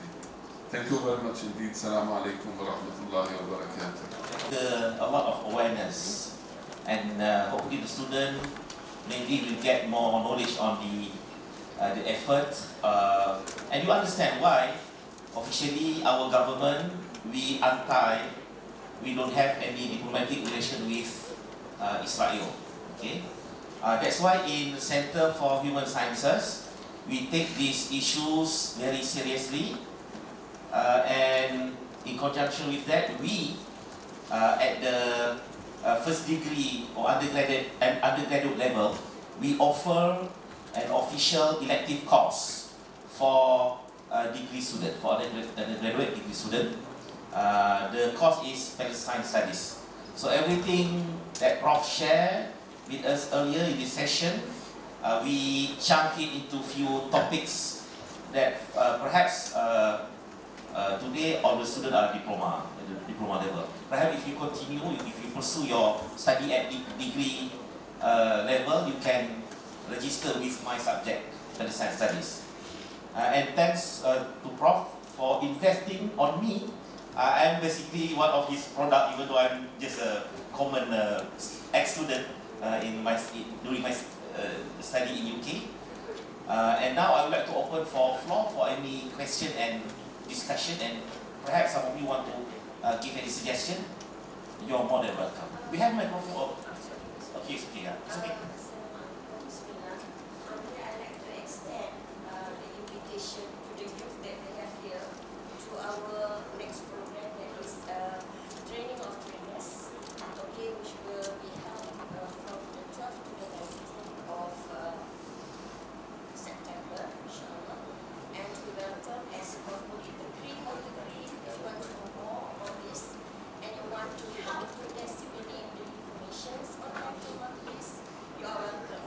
Okay, it can be, you can access it through one's website, inshallah, most of the information is there. Okay, I think I need to repeat again. Halwan NGO will be organizing a TOT with professor. It took me 1 year to finish my study with Professor Al-Fattah. You have opportunity to study, to learn, to recruit yourself just in one month, 1 week, 6 days, 7 days. 7 days, okay? So this is a great opportunity. If you want to know more about this opportunity, please visit Halwan portal and social media. Any question? Student? If you have any question, or perhaps we have a few professors here, if you want to engage with the discussion with Professor Nobi.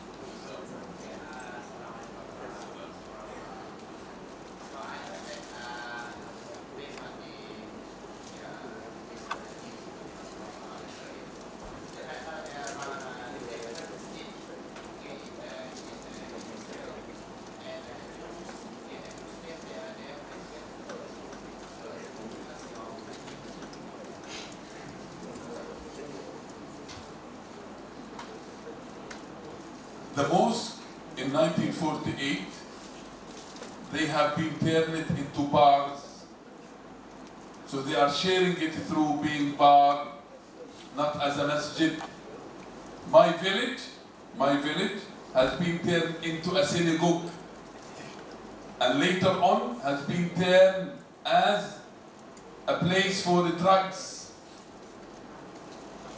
My mosque, which has been built 200 years before the establishment of the State of Israel. And the Muslim cemetery next to that mosque has been demolished to build Israeli flats. So some of the mosque in 1948 is either now a place for animals, in particular khinzir, deliberately, or it's bars, and there is reports of this. So mosques are not shared. The Muslim only pray in their mosque, which they are allowed to pray there. So I don't know from where this report came. Maybe this is part of the Zionist propaganda. Like when I have seen this in the UK, when they advertise for tourism, they put the Dome of the Rock in the underground to tell the Israeli, this is the Temple Mount, not Al-Masjid Al-Aqsa. So it might be part of the Zionists, and we need to be very careful of what we are receiving report. I can assure you that maybe you heard of Sheikh Ra'ad Salah. He is from Al-Fahim, living in 1948, and with his student, they have published reports about what the Israelis they have done to the Muslim mosque in 1948. Some of it, as I said, has been turned into alcohol, some of it as for animals, and some of it as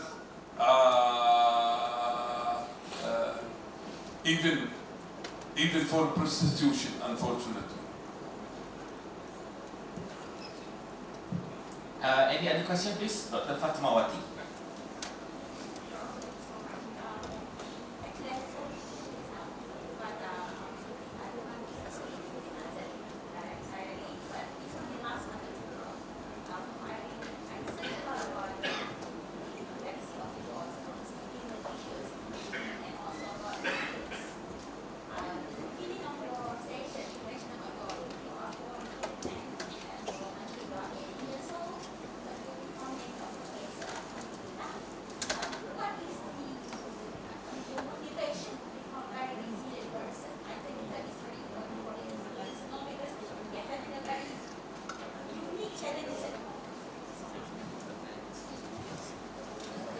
Need another session for this, Dr. Fatima.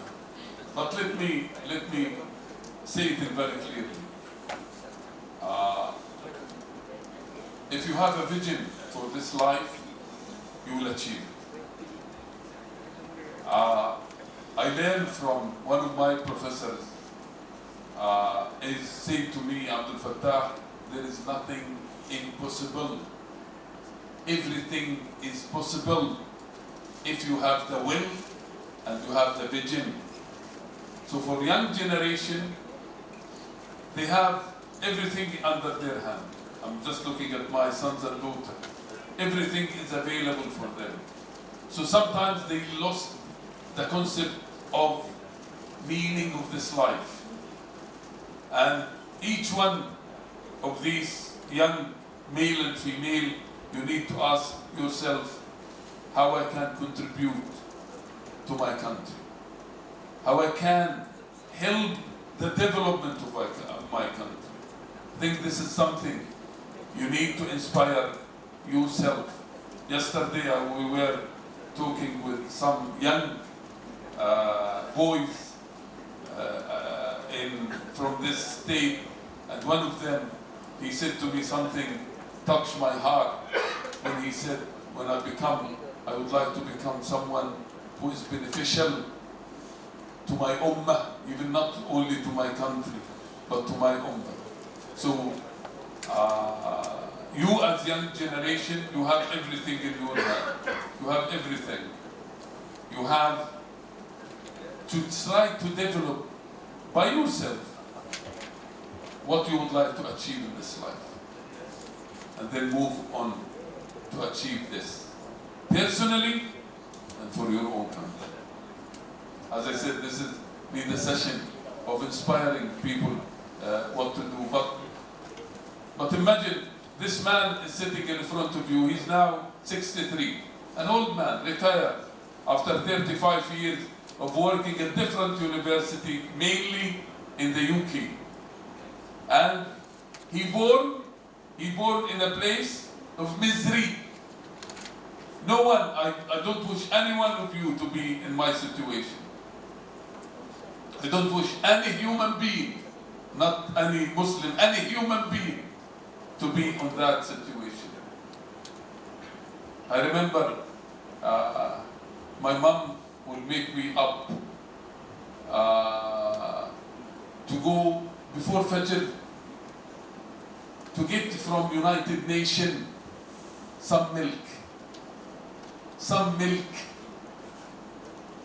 before Fajr. So as a boy, without shoes, I'm grateful to Allah subhanahu wa ta'ala I have a shoes. Wallahi alhamdulillah. I don't have a shoes. I don't have a trousers or a shirt. I remember my father once, I think he brought to me a second-hand shirt, and he was very happy to give it to me like a brand new shirt. And he said, Abdul Fattah, be careful. I paid a lot of money for this second-hand shirt. So I took it to the school. The school was honorable, was United Nations school. Tents. Don't imagine a school like, mashallah. Huh? So I went there at the end of the day.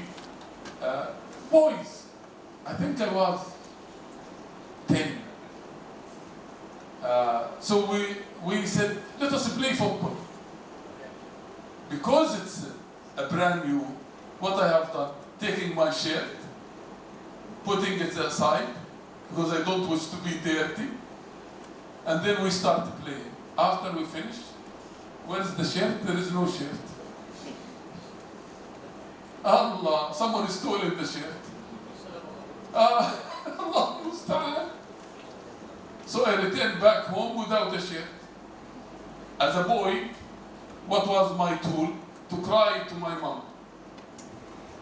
I lost my shirt. I just would like her sympathy, basically. I'm now analyzing something I have done. I would like her sympathy. He said, I will tell your father. It was a lot of money. I will tell your father. So my father came. After we have dinner with him, she told him. I remember what happened. I still remember it like happening now, but it was a big lesson to me.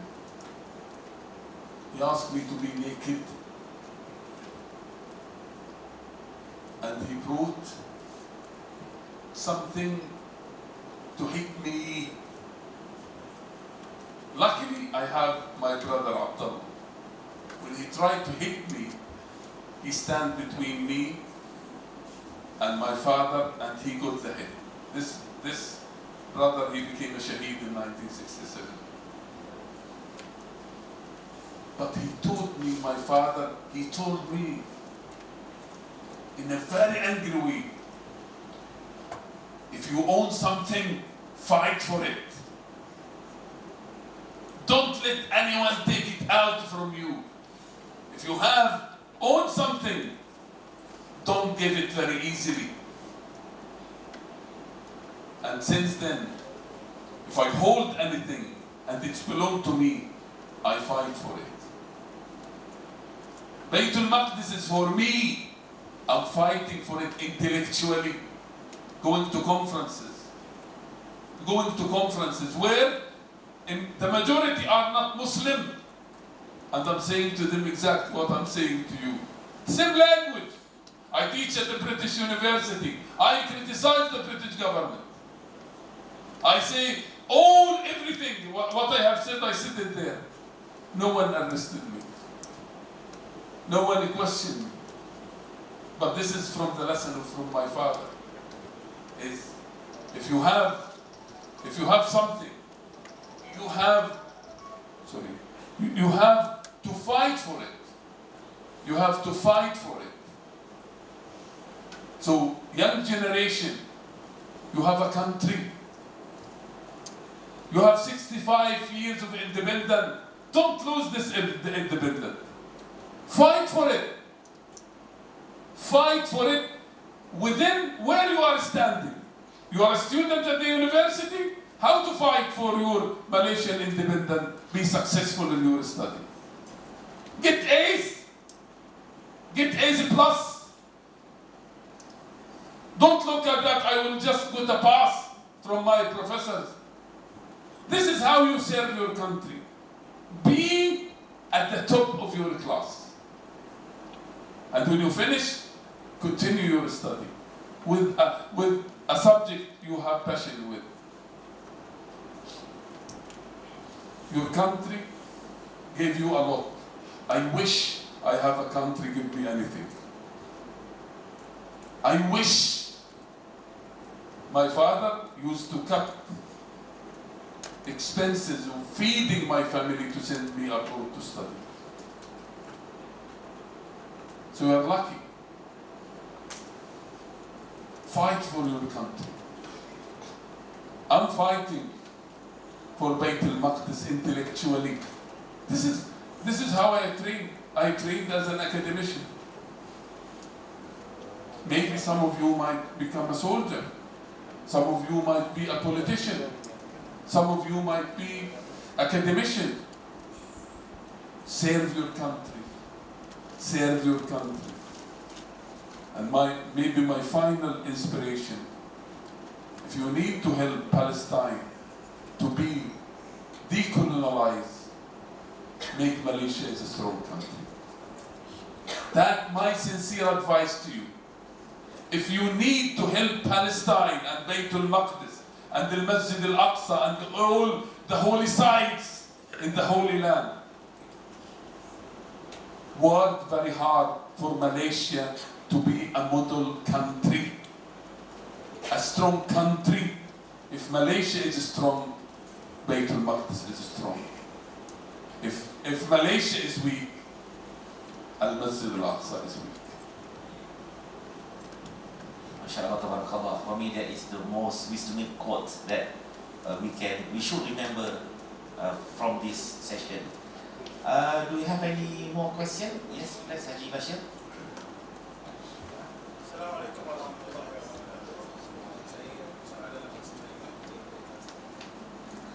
Pengalaman saya dalam bicara masalah Palestin sekarang, saya pernah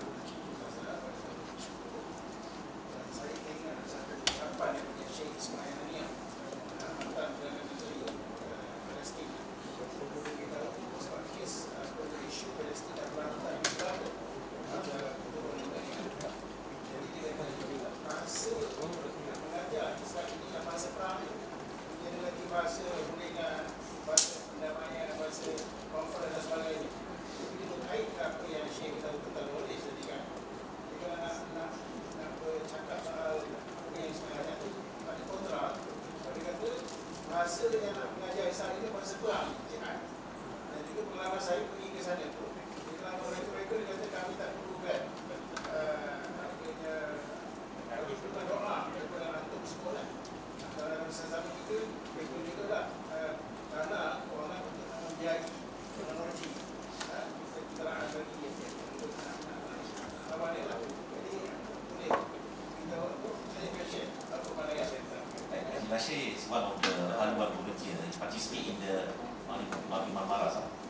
But he went to Gaza and he met Ismail Haniyah as a Prime Minister in Gaza streets.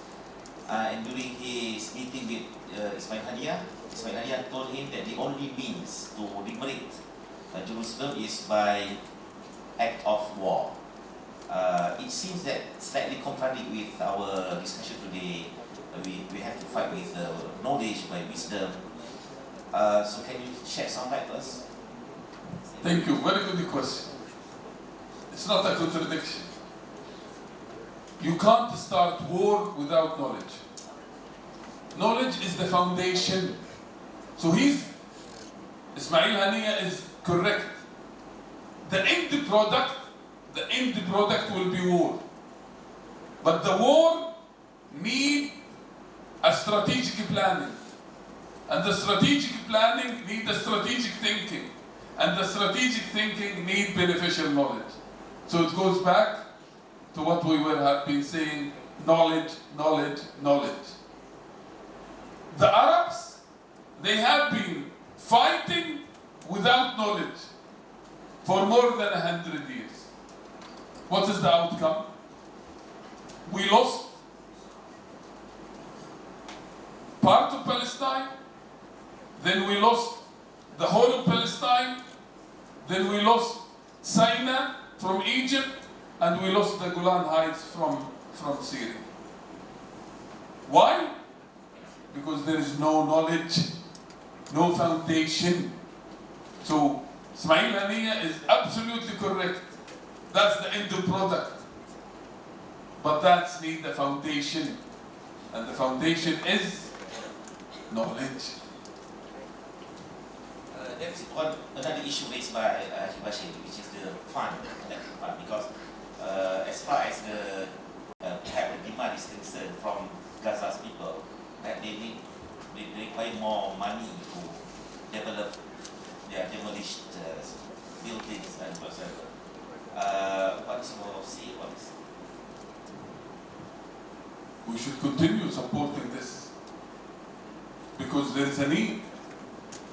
There is a need. Mosque is demolished, school is demolished, hospitals is demolished.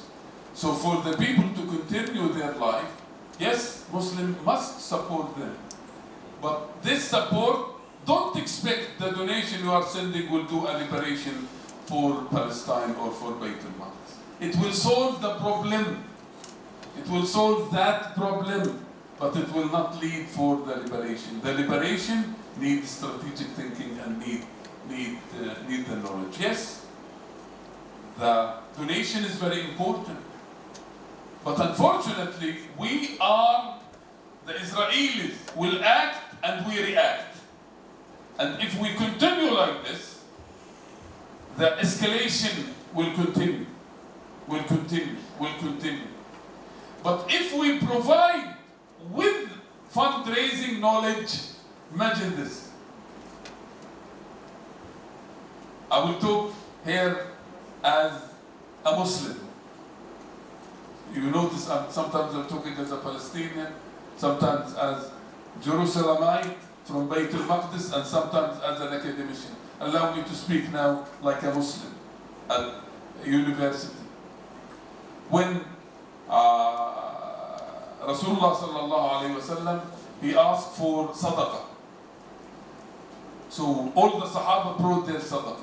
Umar ibn Khattab brought half of his wealth. Abu Bakr provided all of his wealth.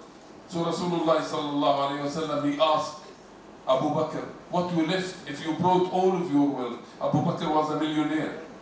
What you left for your family? He said, I left Allah wa Rasul. Why? Why? Because he believed in the mission of Rasulullah sallallahu alayhi wasallam. He believed in the mission and the vision of the new religion called Islam.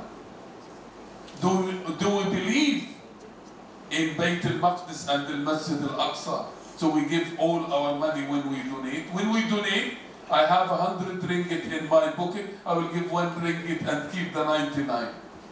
But if we build the donation and the fundraising in knowledge, people will give as much as they can. So even for fundraising, it must be based on knowledge. Then the fund will be not double, multiplied. And maybe I will disappoint you on statistically. all the fund, not from Malaysia, all the fund goes to Palestine annually from Europe, from America, from Muslim country, is less than $1 billion. Less than $1 billion. Palestine need more than this. What the Zionists fundraising on a daily basis is more than $1 billion. I will leave you with this statistic. We can't beat them on the fundraising. What we collect for the whole is 1 billion, less than 1 billion for the whole year. What the Zionist fundraising is more than 1 billion per day. I think this gives you a very clear answer. Okay, Alhamdulillah, I think we have reached to the end of our session today because we have a limitation of time basically. So I hope based on the faces of our beloved students here, we can see a professor, you should witness, this is our future. Yes. Nurul Zinki, Imadul Zinki, Salahuddin Al-Ayyubi. So you should be grateful to have Professor Abu Fatah Al-Awaisi as our honored guest today. Straight away you got the knowledge from the primary sources, from the best person who should speak on this field. Again, thank you, Professor, and thank you for Halwan for organizing this event. For those who still want to perhaps gain more or to listen from Professor's speech from Muslim perspective, actually tonight they will be conducting a public lecture Kuliah Maghrib in Masjid Taqwa in Pekan, and I think tomorrow. Tonight at Pekan, Masjid Taqwa, and tomorrow will be at Masjid Iskandar, Kuliah Maghrib. So you are more than welcome to join the Kuliah Maghrib in both mosques. Until we meet again, thank you so much, Prof. Now I would like to hand over this microphone to our chair lady, Dr. Hadijah. One applause for Professor. Something from your MP. Thank you very much. Thank you. Enjoy